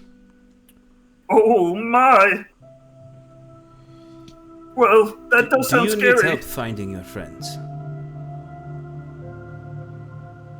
I mean, yes, but I kind of was hoping to just get this mission done and then head back to them. Honestly, they're not much help. What is your mission? Yeah, to go draw Driftmarch, the fortress. I thought that you had friends you were lost from in the forest. That's what you said. Right. You got lost from your traveling companions. Yeah, they were around to hunt and search for berries, but I had ulterior motives. Give me my mission is art. Give me another deception check. Okay. Ha! Another 15. He looks at you. And he just says, "I think you." Does it help if I show him the art? He just looks back to the camp, and you can see these soldiers are they haven't put their weapons down. They're still. You can see some of them are gripping their swords, and they're very on edge. He seems to be the only one who has any kind of a level head. As he just looks back to them and then looks to you and just says, "I don't think that they like you, little gnome. I think you should go find your friends and leave us be." Okay, I understand. That's fine. I can go. I've answered your questions. I think it's only fair if you answer one of mine. It is fair. Before I leave? One question and then you must go. Leave us be. Where will you go now? Well, like you said, we are travelers. We will find our way back to town. A town. Do what travelers do. Keep our boots on the road. To be honest, you guys don't really look like normal travelers. You've all got like the same uniform, and you all seem pretty tough. I think that you should leave, little gnome. You're asking a lot of questions. Okay. Well, sayonara. Have a good night. And you see he nods to you and then just sort of steps back. He keeps keeping an eye on you the entire time as he goes and sits by the fire with the others. Like, he keeps an eye on you the entire time until you leave. I leave Jet behind, and I go the maximum 100 feet, and then I don't even wait that long. Like, I maybe go half that distance, and then, like, crawl into a bush, like, where he can't see me, and then I take over Jet, because I want to hear what they're saying about me after, like, we've had that conversation. Give me a stealth check. Okay. Are there rocks nearby? Could I hide behind a rock? I'd say you could. I did say this is a kind of rocky area. You could find a large, outcropping of rock and definitely hide there to get your advantage. Very generous. I have a 16. Okay.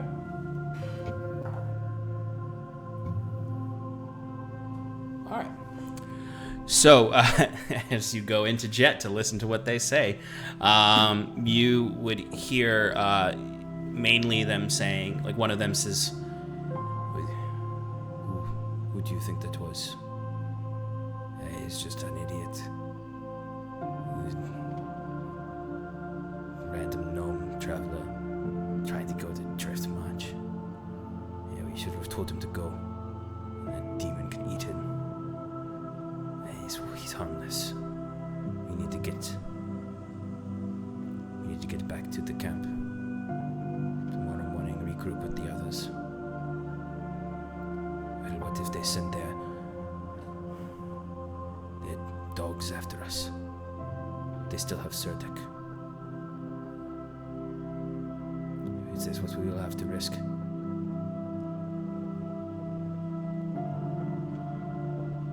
If they send anyone up the road, we will know.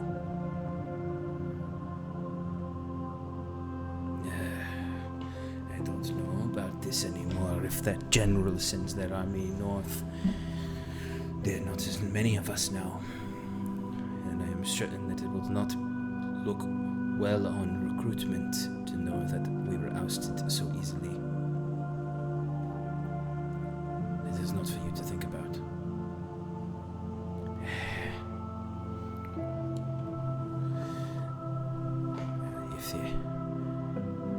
Random gnomish travelers in the woods. We've seen so much. I don't think we should sleep with our eyes open tonight. Do not worry. We will be okay. We will make it back. And then it drifts off into basic conversation. I crawl back home, muttering under my breath, "Oh, they called me stupid. I'll show them."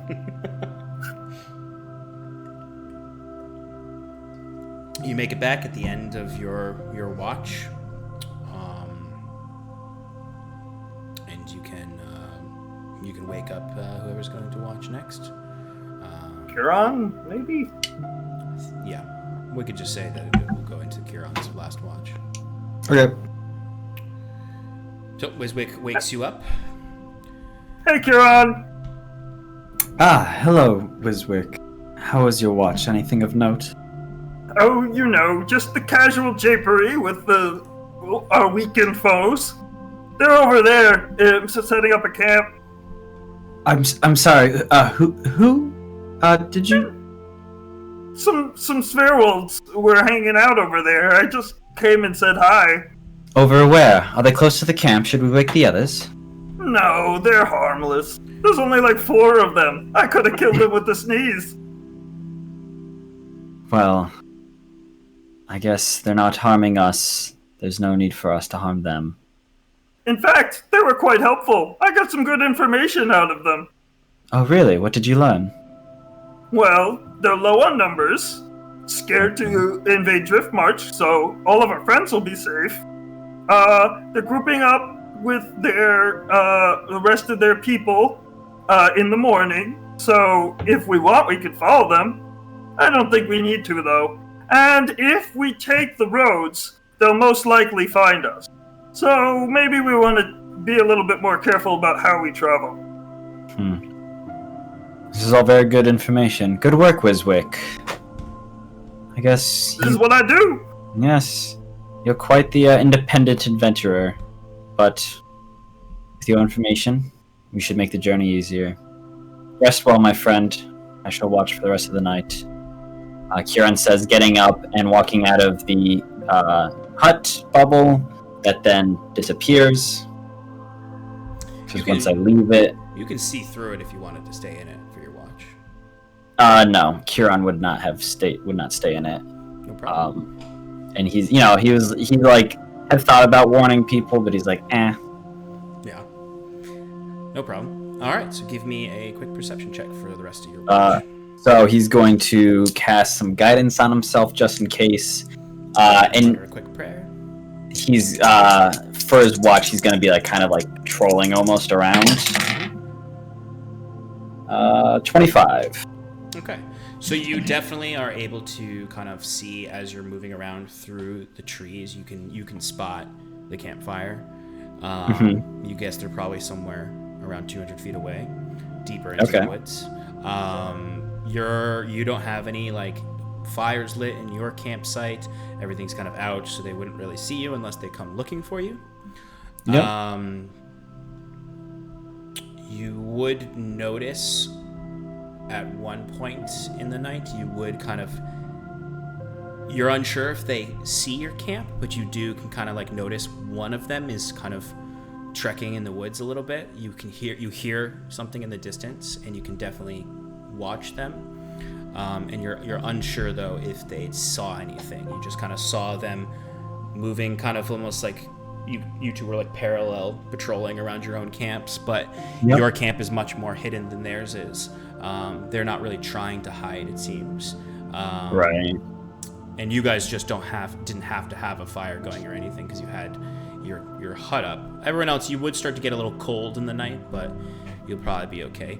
It doesn't wake any of you. You're just more groggy in the morning, I suppose.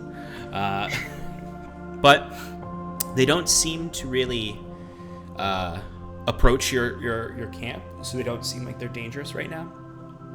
All right. Yeah, so I guess, seeing that one of them's out, Kieran would keep an eye on him, but otherwise, as long as there's no advancements being made, he would simply hold out till morning.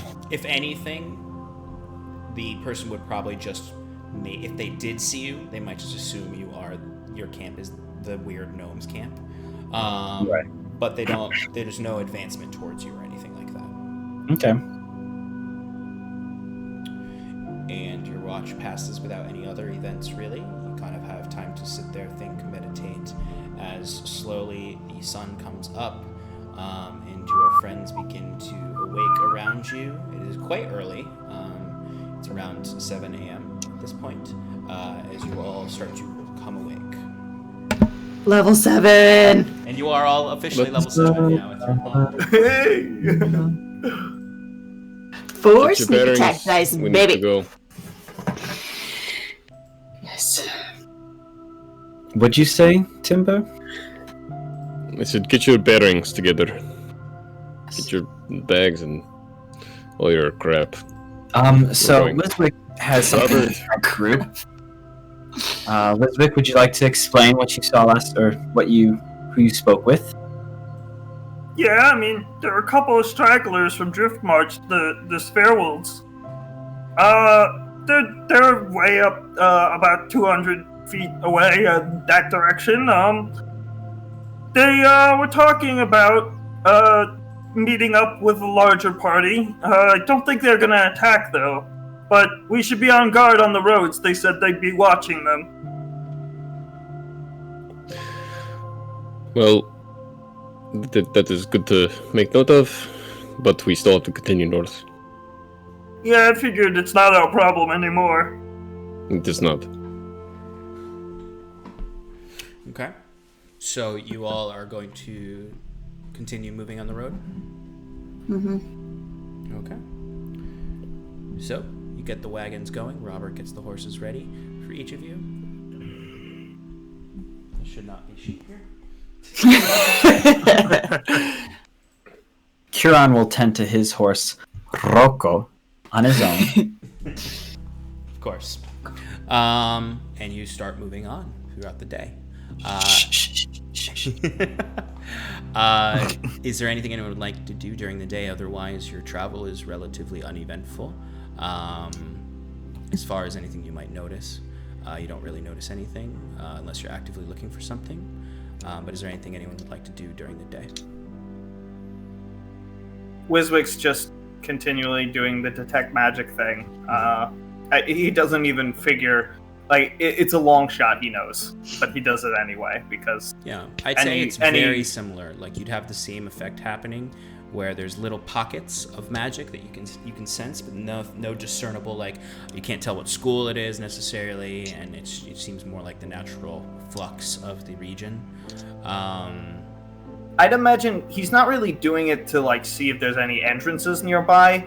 It's more of a, like, research thing. Like, he wants to see how frequent it is in a normal area so he knows what to look for when it's abnormal. Yeah, I'd say then that's definitely a good time for you to, like, essentially, like, study and try to understand the background radiation of magic that's normally in a region. Of course, your friends who have magic items light up and all of that, but you all make your way throughout this day. You camp out again at the end of the night. I'd say unless there's anything special you want to do, this region is relatively safe right now.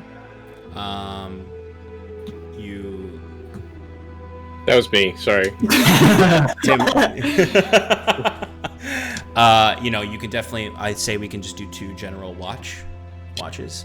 You could say someone takes the first watch and someone takes the second watch, assuming I'll take the first one. I'll take the second. Okay, no, Huron will. No. So, Timber, go ahead and give me a perception check.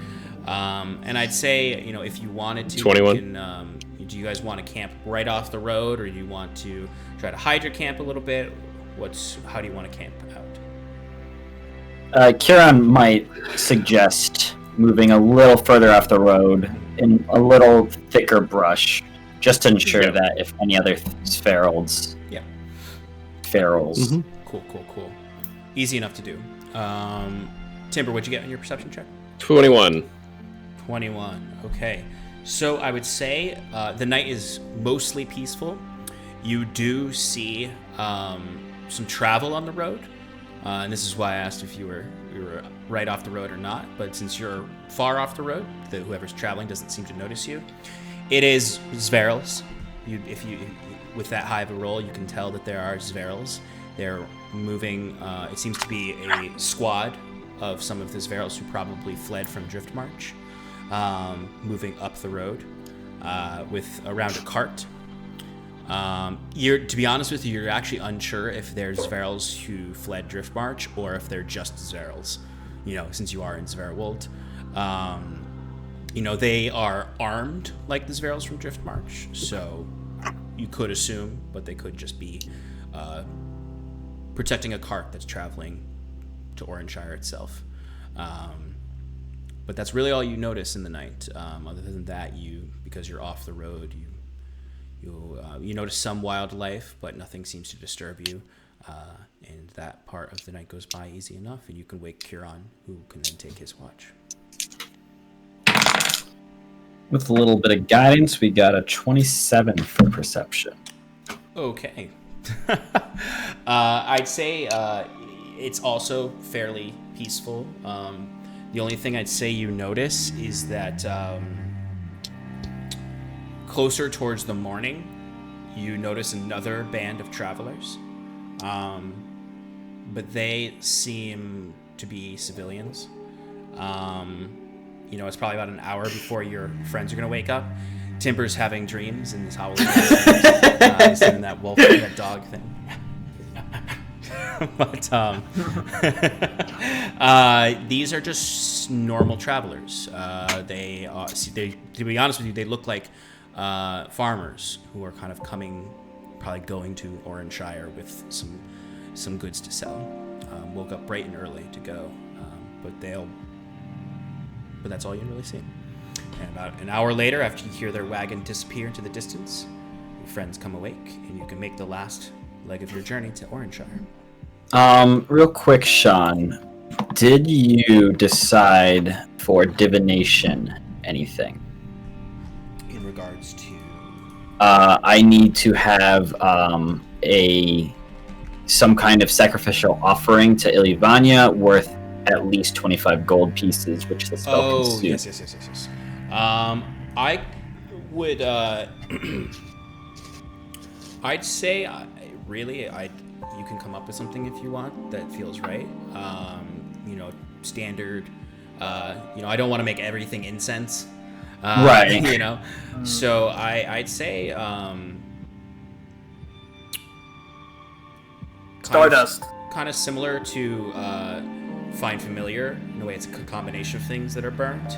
Right. I'd say, let's say the 25 gold pieces is like, part of it is like material to burn, part of it's incense, part of it's herbs, and I'd say most of the money comes from gem dust that you use, that you sprinkle over it.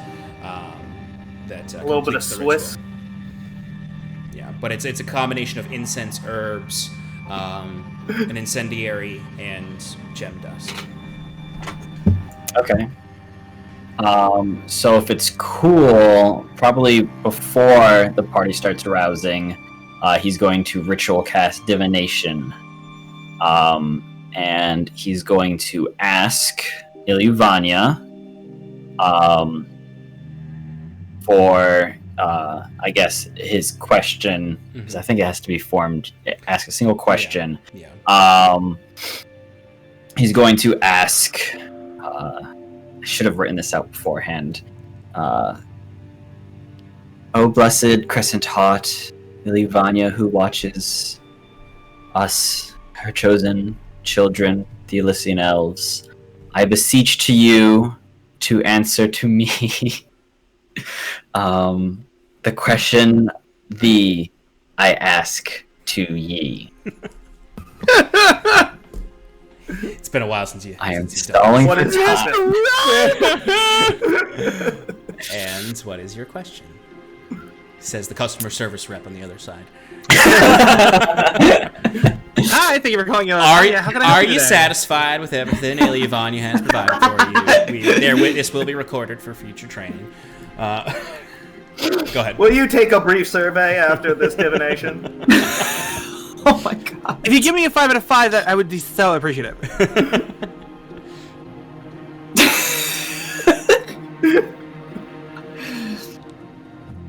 Will our journey into Oranshire be one of safety and well-being?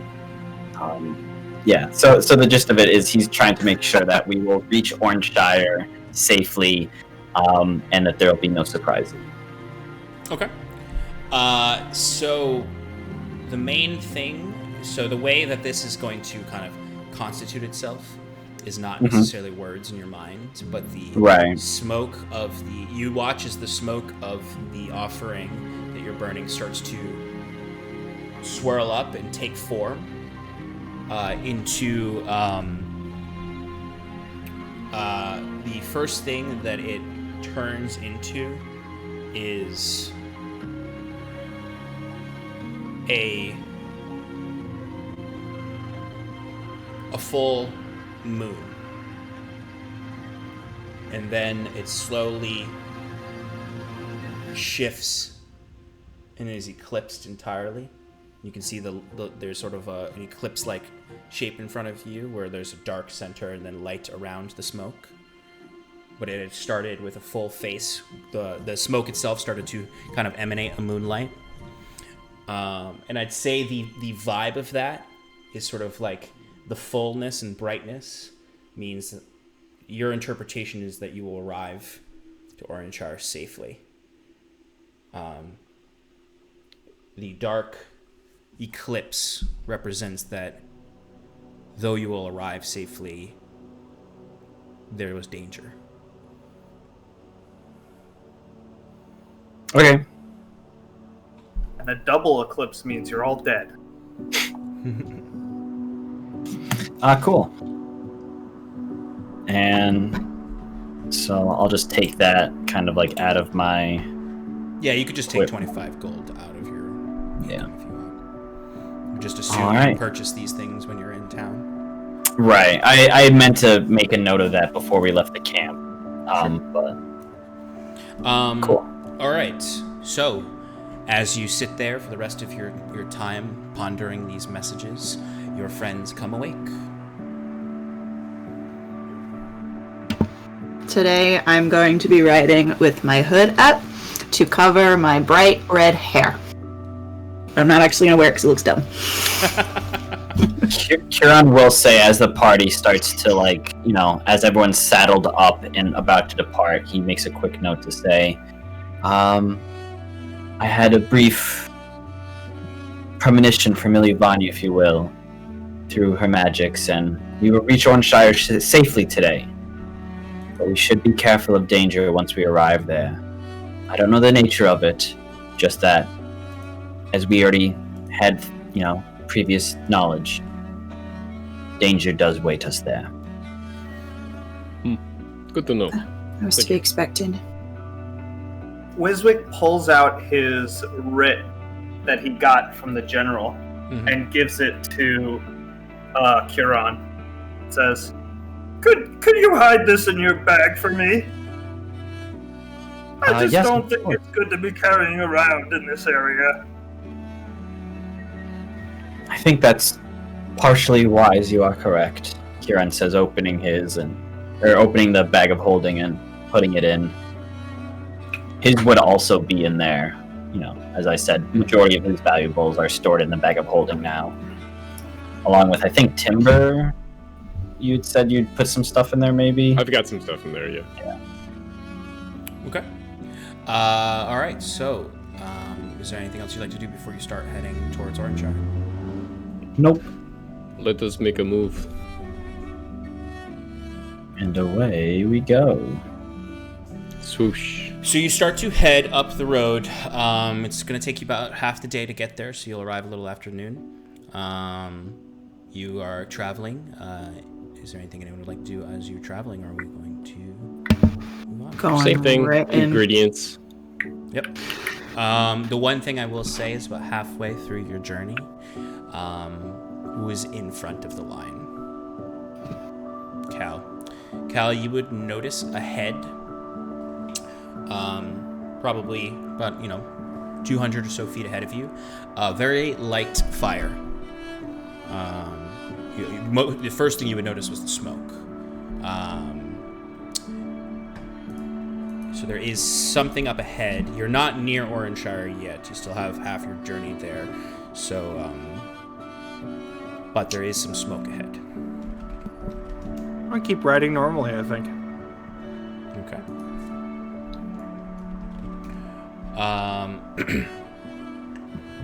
So, as you start to approach closer, you all notice the black smoke at this point. As you're getting closer, Cal, you're riding, and you look ahead and you notice there is a cart, a wagon on fire, just on the side of the road. It looks mostly, this is the end of the fire, that it's been burnt out. There does appear to be 2 bodies on the cart. And as you approach closer, you would get up upon it, and you would have that horrible smell of the burning bodies. You would look in. Kieran, this is the cart of those farmers that you'd seen an hour earlier. It looks as though they were attacked on the road. It seems to be emptied of all the goods that were in it originally, as these 2 farmers have been murdered and their cart burned. I watched. Go ahead. I watched this cart early, about an hour before the rest of you woke. Travel by with the farmers, most likely on the way to Orangeshire to sell their goods. Done. It appears that danger has come upon us. Hmm. So this very sad thing. Timber, I think you probably have the best chance of this. Any chance you can figure out how many there were or where they came from? Sure thing. Let me take a look. Can I look for tracks and He's a wolf. So. Give me an investigation check. investigation or survival? Your choice. Survival. And you're on. Oh, not proficient. Survival. Oh, hey, yeah. That's a natural 18 plus 6, that's 24. Okay. So you do kind of see one, you see kind of where the cart kind of was careened off the road. So it looks as though they ambushed them while they were driving the cart. The horses are gone. They took those. They took all the supplies. You notice there are the tracks you can find seem to all be heading west, actually. So they go back over the road and are heading west through the brush, through the woods, through the rocky hills, heading westward. Slightly north, I'd say, slightly northwest. But it seems to have been, I'd say, you can't tell exactly how many there were, but there were somewhere between 5 to 10 highwaymen who attacked this cart. Who attacked this cart?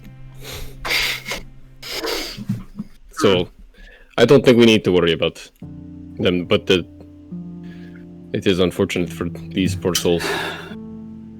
They won't be on the road. Okay. Maybe this is werewolves? Maybe bandits? Well, the bandits would be Sverolds too, right? Because we're in Sverold. Correct. One and the same. Technically. I was referring to the ones from Driftmarch. Well, most armies, after they rout, they don't exactly keep following the rules. Correct. So I guess Yeah. it's one and the same. I mean, Let's not ponder. if they weren't more careful. It's really, I mean, these are dangerous places. They really should have hired some adventurers like us. Let us keep moving. So you start to move past the cart. Each of you kind of taking a moment as you pass and seeing the fires slowly burning out. And you begin heading back north towards Orangeshire. Takes the better part of the morning and the early afternoon to get there, but eventually you start to hear the sounds of the river nearby as the road starts to move closer to the river. The space around you becomes less forested and much more rocky, hilly terrain with small clusters of short, younger brush. As you move through these hills, and you can see now in the distance the shape of Orangeshire. And you can see there are small wooden fencing that goes all around clusters of wattle and daub kind of farmhouses, and a few thatched longhouses. Cottages. Some thatched cottages that are within these kind of outer steads. That you see there seems to be 3 of them. One of the outer steads is on one side of the river. The city proper seems to be on the other side of the river. There's a bridge between. The central area has these palisade walls that has stone foundation to them. That seems to be all around a main area. In the center, you do see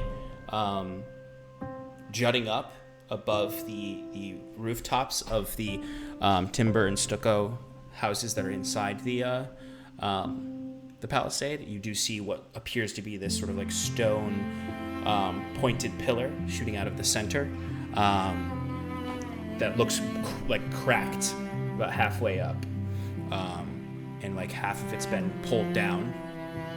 Potentially the storm spire Serdic was speaking of.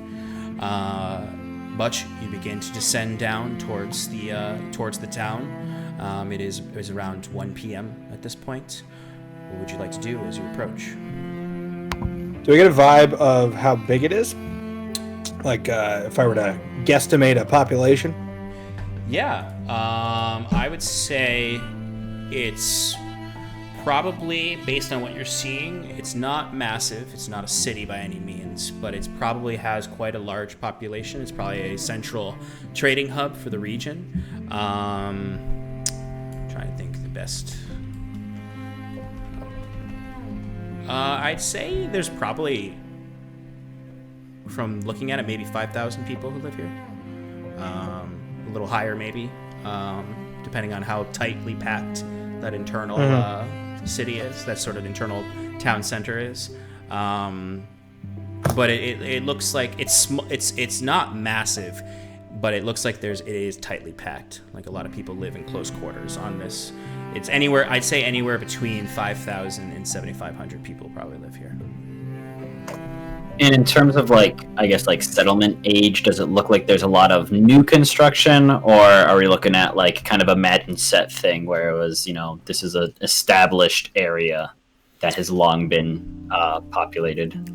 I would say that it's hard to tell from the distance right now. It definitely does not look as old as Madden set. It's probably not brand new, but it's nowhere near like the age of Madden set. It looks more like there might be some new structures added to a very old settlement. Like there may have one time been a small cluster around that storm spire, and then it's sort of built out, and the built out parts are much newer than that stone tower that you see in the center that would be the storm spire. The newest part is probably the central area, almost as if there were like 3 hamlets that were these outer steads that then kind of grew. This central governing space grew that may have at one point just been the storm spire that connected the 3 settlements, but then eventually became the palisaded central town area. Potentially, it probably built up once Zverwold joined the Quintarchy, potentially. Since those structures, although tightly packed, do look like a very different style to the outer steads, they're much newer architecture.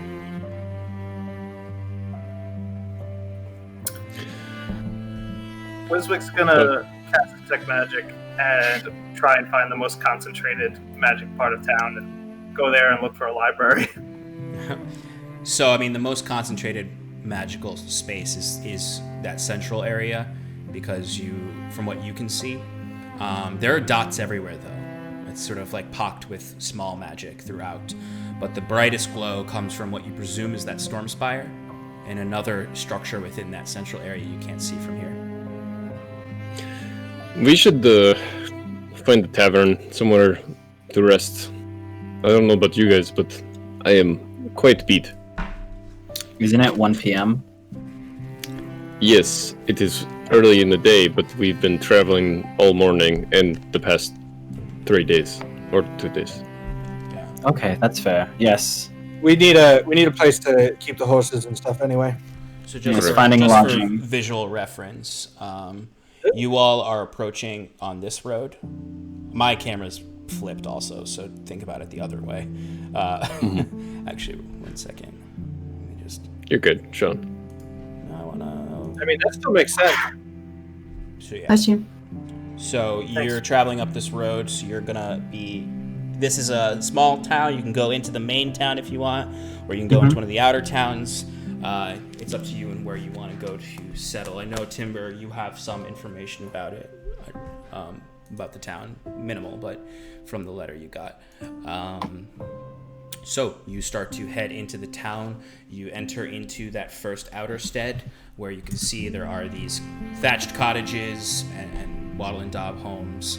kind of in a loose formation all around. You can see there are market stalls. There are people, shouting out, for goods and all of that. Do you want to look for a tavern right in here, or would you like to in a different part of the town? I think we should find a tavern closer to the center of town. I want to see that big spire up close. Plus, it's probably gonna be nicer. I turn to Scarlet and Timber, and I go, "It's your show. What do you guys think is the right move here?" Sean, how far, like miles-wise, is like, or not miles, but like distance from the outer squall to the center? And So if you're looking for where your message is, you can ask around easily. Go right to a person and that. One thing you'll notice, there aren't like towns guard like there was in Imagine Set. There are just people. You don't notice anyone who's clearly in like town guard attire or any kind of uniform. Right. I'm asking. So like to get from like if we were to go get a place in the tavern or in the center. I'm sorry.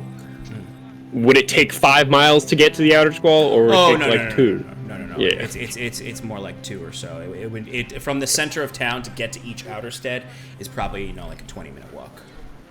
Okay, perfect. You guys can see that like Scarlet's agitated, like not like temperamental wise, just like she's nervous. I'll go up next to Timber. Do you know where we should start? We should start by getting a drink. After that. No. I don't even know where to begin. We have names. 2 names that what's his name gave us. The dangerous names. Can't just go around shouting them.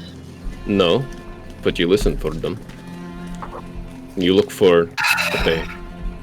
Yeah. Yes, Vizik. I.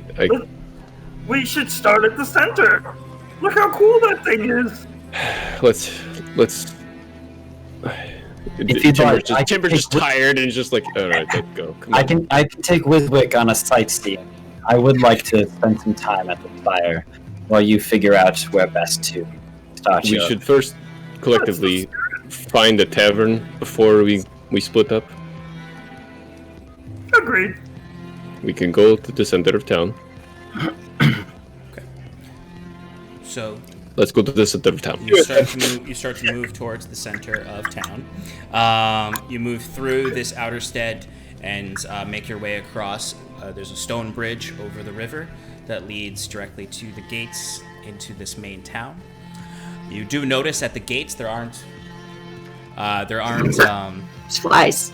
Yeah, I got a fruit fly problem. But anyway, you notice there are folk standing at the gate, kind of as if they were guards. But there seems to be no like uniform. They're kind of just leaning up against the gates and eyeing you as you walk through, kind of looking. They seem to look to each of you, kind of looking at your, trying to look at your faces. Cal gives them like a saucy tip of the hat. Not really a tip of the hat, but like a touch of the, you know what I mean? Because I'm up here on the horse. Yeah, totally. You guys you guys definitely look like, as much as this is a larger settlement, so to speak, there are definitely like, this is like, there's mostly what you've seen so far are farmers and other like workers who are coming to this area. You see there's on each side, there's probably 2 on each side, and then you see there's like a young boy with them, and you see as you're passing by and as you tip your hat, you see one of them kind of like spits to the ground, kind of probably some chewing tobacco spit, and then smacks the boy on the chest and puts his arm out, and you see the boy just run off. Kieran, well, so I wanted to, while we're walking through this, Kieran is going to be keeping his ears out, trying to look and listen, one for is something like this where someone sees the party and moves out. But he's also going to be listening for any kind of names, specifically that Eared Wolf Thatcher, the Syndicate, the Butchers, Fletcher. And Zul. Oh wait, I don't think Kieran would know that name. no, he wouldn't know that one. Give me a perception check. You got it. I'd say when you're entering into this space, too, just for your reference, the streets here, it splits off into two sides, and there seems to be somewhat of a circular street structure, then like side streets that go into the central area where the Storm Spire is. These homes are very tall, timber and stucco style, that are they're very tight streets though, where it's very claustrophobic. There's, people in the windows above who are like flapping out, drying off blankets and stuff. This is very tight, packed, medieval, large town kind of aesthetic. Alleys in each way. Go ahead. Now that we're here, it might be hard to tell. Are there any larger buildings that look either governmental or wealthy? Yeah, no, that's a good question. I'd say when you were coming in, the way this central area is structured, it seems like the outer ring of it is like this very... Oops.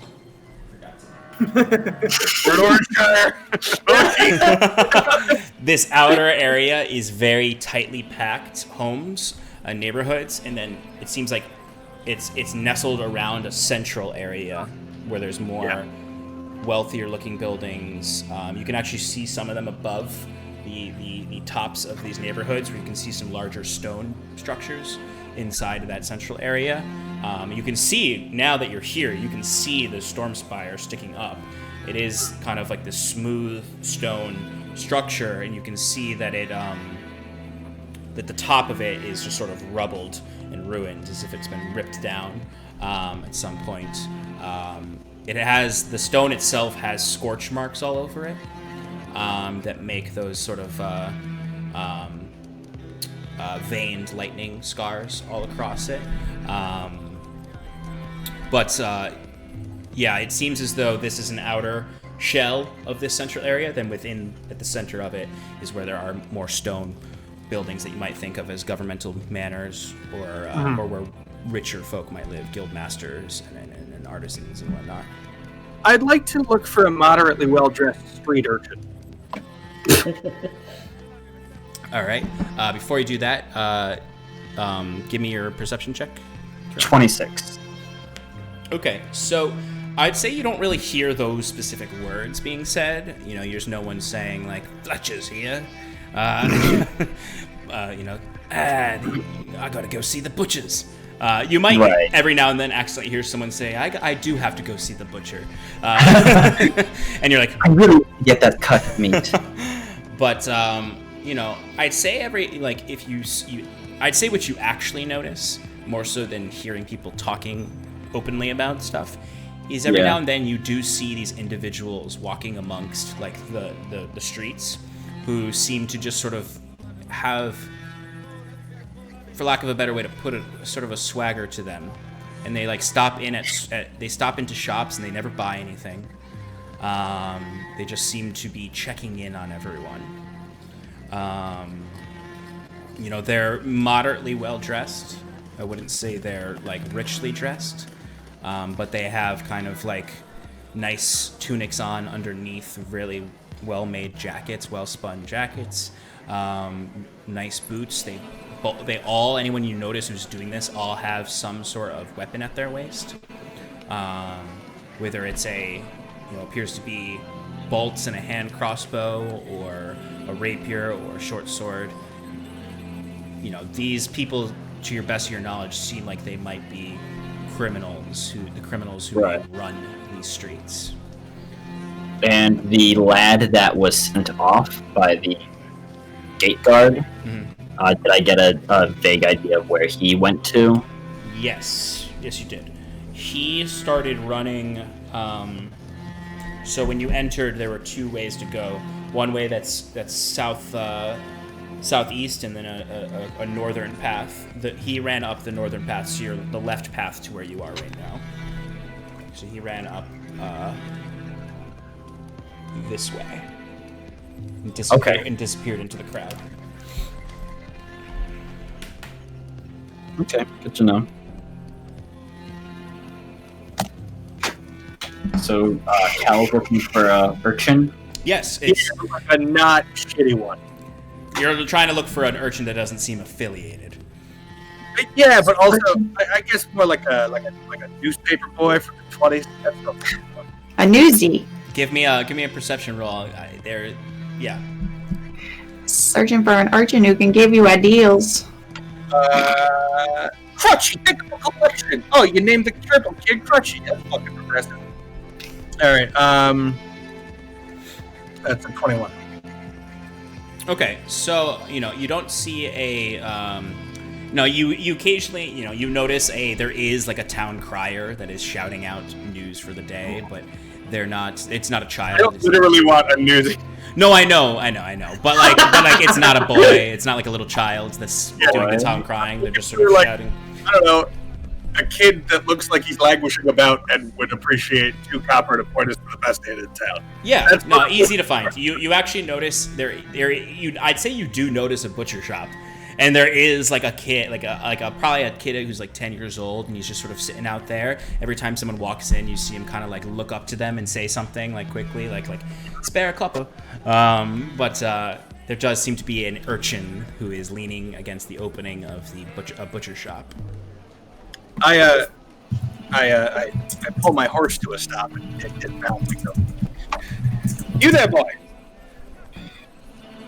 You see, he kind of looks up, and he's got these like ragged shorts on that have like suspenders over a tunic, and he comes rushing up. He looks like a newsy boy, but he does come rushing up, and he just says, "Do you have a copper silver to spare, sir?" Silver. I've got 2 silver for you. If you can point me to the best inn in town. 2 silver for some 2 silver for some news. All right. Well, you're definitely in the best part of town, Tempest Hold. If you head on in, go up the road, take the first main right. It'll bring you into the central Stormspire Circle, and the Grace and the Duchess Inn, best inn in town. The Grace and the Duchess? The Grace and the Duchess Inn, finest establishment. There's Thank you, and then there's the Hag's End Tavern, a bit more of a dive. You have to go to the Outerstead Squall District for that. And then, of course, you can go back the way you came, into the Outerstead Gale District. But it's nothing good there. Nothing good there at all. Well, understood. And what's your name, friend? Oh, my name's Druffle. Well, Druffle, here's your 2 silver and an extra one if you see point us in the way of a library. We can. No, Druffle, the extra one is to remember me. My name is Cal. Cal? And, yep. And I may have work for an enterprising young man like yourself for the next. Oh. While we're in town. Sure, I find you at the Grace and Duchess Inn later. I think that maybe. Give us time, I would say, till tomorrow. You frequent this corner? Well, sometimes I'm at different shops, but I seem to have the best luck by the butcher shop. The people always got change when they're leaving. Yeah, I'll be here. Or a block down. Look in an alley, you'll find me. Excellent. Truffle, it was lovely to meet you, my friend. And I hand him 3 silver. Okay. And, pat him on the shoulder and get back on the horse. Yeah. As you're leaving, he'll shout off to Wiswick and just say, "There ain't no libraries in Owenshire unless you make your way into the Warden's Manor." Heathens, all of you! But you head up the streets and sort of moving in and out of the people at this point. It's getting really hard to move the cart in because there's a lot of busyness in the street. And then you get to a point where there's a larger square that has a right that leads into the center. You turn and go in there, and everything immediately becomes much clearer. You do notice some more of those kind of bruiser-looking guys. but they're more organized here. They, there's not a gate that leads to this, but there is like a wrought iron fence around this central area. And you can see that there are these bruisers here, but then you actually do notice a few guards, actual guards, people in armor with that look organized, and they seem to be exclusively within the Tempest Hold, the Storm's Fire circle. And as you move in, you can easily enough find the Grace and Duchess Inn. It's a very large establishment. It's very nice. It's a stone structure. You can see it has several floors. It has outdoor balconies as well. You can hear a lot of folk inside, and you can see the warmth of the torchlight and the fires. And you can go in and get a room if you'd like. So the main... I would like... The main, it's very busy in there. There's a lot of tables in there. The interior has a very nice, wood decor, like polished wood, like Irish tavern aesthetic to it. There's a stage. There's no bards playing right now, but there is a stage up there. There's a really large fireplace to the right that has a very bright and warm fire in it. You're able to go up to the bar. As you see, there is a half-elven woman up at the bar who looks like she is... she looks like she's half Gwyn. Slightly darker skin. She has this silver hair that is held back tight in a bun, a messy bun. She's wearing very nice clothing, a very nice navy blue vest over a beautiful tunic with these brown leather pants and boots. She's leaning against the bar, kind of talking with the bartender as people are coming up to and from, but she seems to be running the place. I'll approach her, and with my big smile on, anyone paying attention can tell that Cal his shoulders are much more relaxed than they have been in the last, while. I picked up all your attention. Yeah. Wiswick looks to Scarlet, and I say, uh-oh. Since we left, we're a corner, really. Yeah. What? Look at Kyle. He's gone into smooth mode. Yes, I can see that. Hello there. General Kenobi. No, she immediately spots you. Bright smile, service industry presentation. Mm-hmm. And she says, welcome to the Grace and Duchess Inn. I see that you have travelers with you. Are you looking to acquire a room for the night? Yes, we are going to be staying for at least one night, perhaps more, if you do, if we can book the room for longer than that. And I'd say your standard rooms. What's the rate, and how many beds to a room? We have several different options. We have single rooms, but we do also have doubles if you want to save some money. We are standard single rooms, 2 gold pieces a night. Our doubles are a bit more modest, with 1 gold piece a night. And then, of course, we have our fine suites, which are 4 gold pieces a night. I would like how to big is the suite? The suite, it is a 1 central common room, and there are 3 rooms in each. There is 1 single room and 2 double rooms, and it yeah, it's pretty much just the same price, but it has a nice common area. Excellent. I think we'll take it's what's this, 4 or 5 gold a night? For the suite. For the suite, yeah. So that the suite would be 4 gold a night. Excellent. In the suite. Well, I think we'll take The suite sounds nice. Preferably on the same floor. Say that again. You cut out. I think we'll take 2 suites, preferably on the same floor. 2 suites on 2 suites on the same floor. I do think that we can arrange that. How many nights would you like to stay?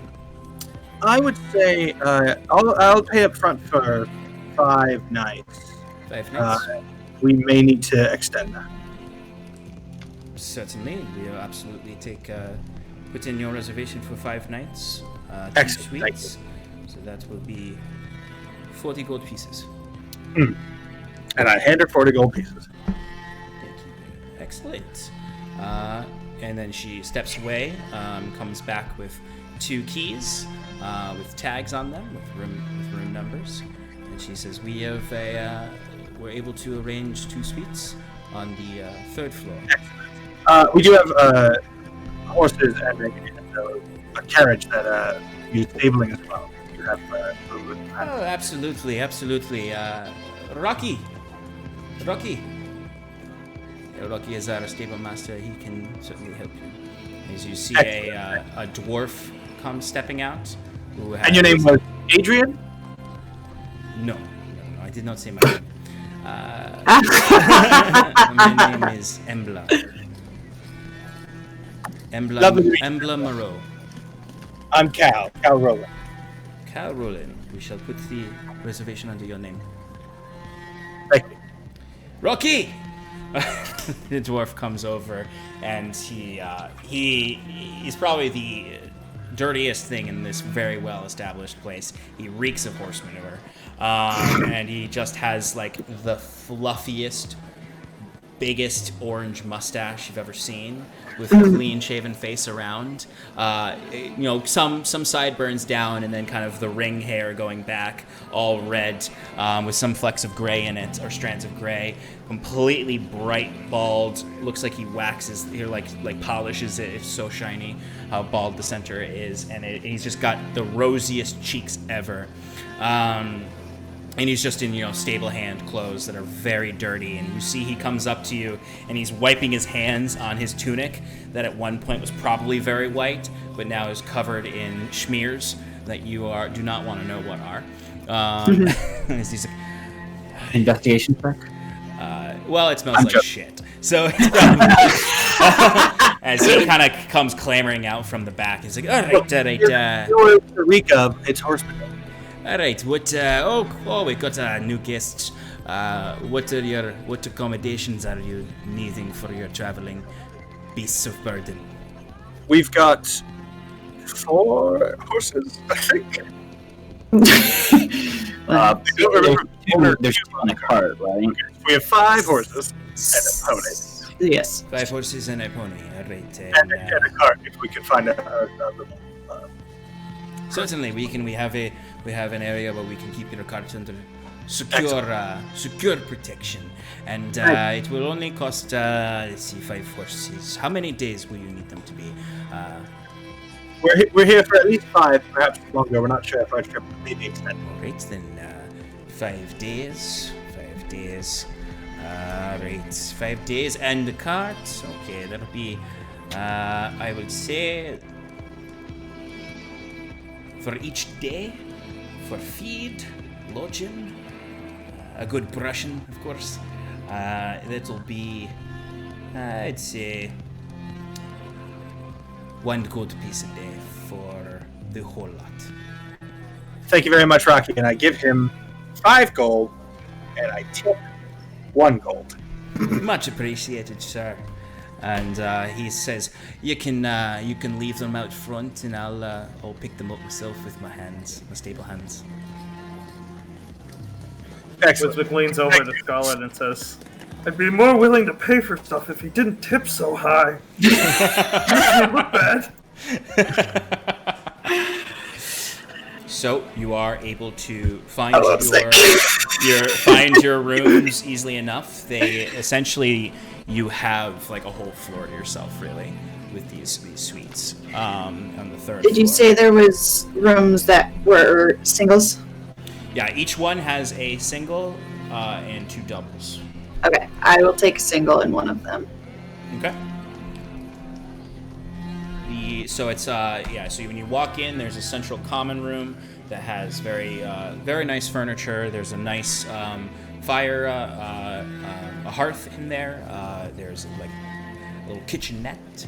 There's a nice dining room table you can all eat around. There's very nice like pillows all stacked around in the center. A nice little medieval beanbag circle, essentially.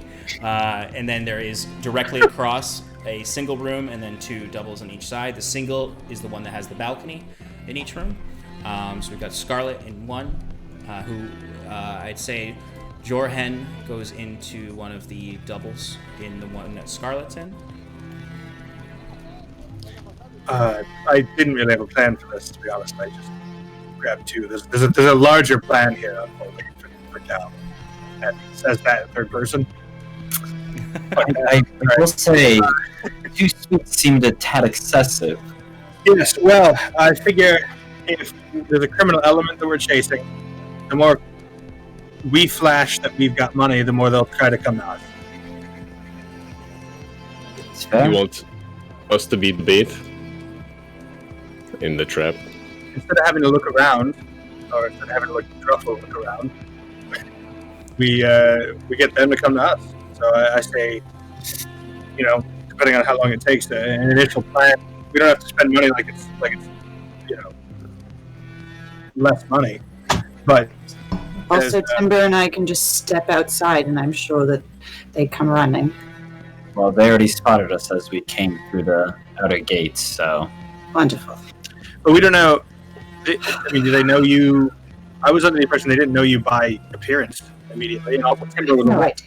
I have no idea. I think. Yeah, no. Would have been a bigger issue. That's right. Timber is actually still a wolf. Yeah. During the whole interaction. Look, it was 10 years, right, since you've dealt with them personally. You were dealing with other things, so... Well, unless you count, how long ago was the, I thought, a week? Yeah, they're all dead. Unless you count a week ago. Yes. Wait, what was a week ago? Hearthpot? Oh yeah, but no, everyone's dead from that. Yeah. Yeah, it was going at it more from, like, it's been, when's the last time you dealt with it? And that's fair. Right? Cool. I would say at least a viable, B plot. Not a bad plan, I think. But anyway, I'm gonna get a room and walk into one of them. Timber's gonna walk into Jorhen's room, actually. Oh. Okay. Wesley's And gonna Crack's walk gonna stay in with the and- neutral part. Crack, and then be like, Jorhen, do you mind if I actually take this single? Just for one night. She's in the single already. Yeah, but we got 2 suites, right? Yeah, you have to pick the other one Yeah. in the other room. But Yeah, Jordan, isn't he in the other single? No, he's the in the double. doubles. Oh, Nobody okay, I'm can taking the the other single side. then. Yeah, you can take the single if you'd like. All right, the other 3 of you, where are you going? You see Wesley's Robert. gonna You see go- Robert comes up after having helped Rocky with the horses, and he smells like shit. And he just Robert, thank you very much. Feel free to grab a room and take the afternoon off for the rest of the day. All right, absolutely, looks great. I'm gonna go over there. You see, he takes the room with Jorhen. They've been hanging out. Nice. An entire subplot. That's just them becoming friends. George, like the wise older brother. Yeah. Just for like references for things that may happen in the night. I just want to know where people are staying. Yeah, that's fair. Things that may happen at night. Smooth. Wherever there's a room with a balcony is where Huron is going. Well, no, that's the singles, and Scarlet and Timber took them. Oh. Yeah, the balconies are on the singles.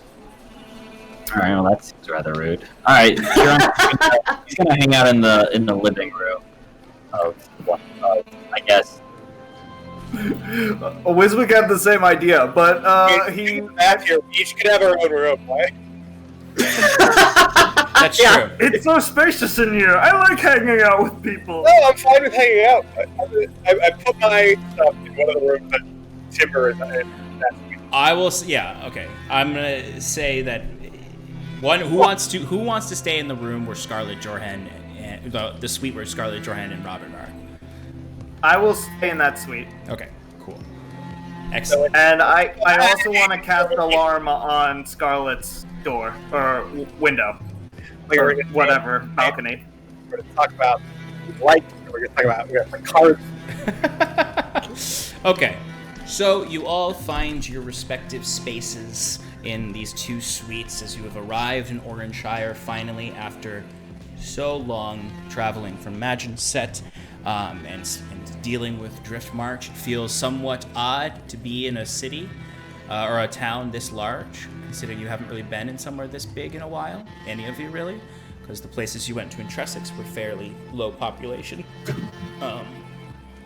So the tightness, some of you might be feeling a little claustrophobic, some of you might be feeling more comfortable in a space that's this populated and sort of established. But you have spacious accommodations in this tavern. You are in the center of the city. You are all taking a quick rest before doing whatever else you need to do for the rest of the day and starting on your journey here, investigating for information regarding Scarlett and Timber's respective relatives. And that is where we will pick up next week, as we will begin exploring more deeply the labyrinthine streets of Oranshire. Thank you everyone who stuck with us. Thank you everyone who stuck with us through serious technical issues in the beginning. Glad we were able to make it work. We'll unlikely something like this will happen next week because now we know how to have someone else host if there is a problem. Thank you everyone for joining us. We look forward to seeing you all next week. Make sure you check out the Relaxing in Paradise on Wednesday night with myself, where I will be doing some crafting. The thing I'm crafting is over there, but it is a really cool thing. It's my own design. It's one of the first ones that I've made myself completely without looking at a video online on how to do it. It's real cool. It's real cool. So we'll be painting that and doing more with that, as well as talking lore, talking maps, maybe playing some games on Wednesday. Check out the Tim and Shannon Power on Sunday. Nope, not this week. Not this week. No Power Hour this week. Okay. Holiday weekend. There is no Power Hour this week because it is the 4th of July weekend. Yes. We'll be back on the 12th. We will be back on the 12th.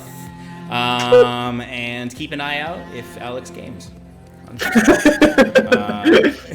I've stopped including it in the schedule. You should stop. I did. It's a nice treat when it happens once every 2 months. But thank you all for joining us in Paradise. We will see you all next week. Love you, everybody. Please, if you can, it's still June, so the campaign is still going for the Bail Project. I know we met our goal, but we're happy. Of course, the charity is happy to accept more money. So go ahead and donate there or support any of the amazing campaigns going on in the community. Thanks, everyone, and have a good night. Just remember, I have to end the stream.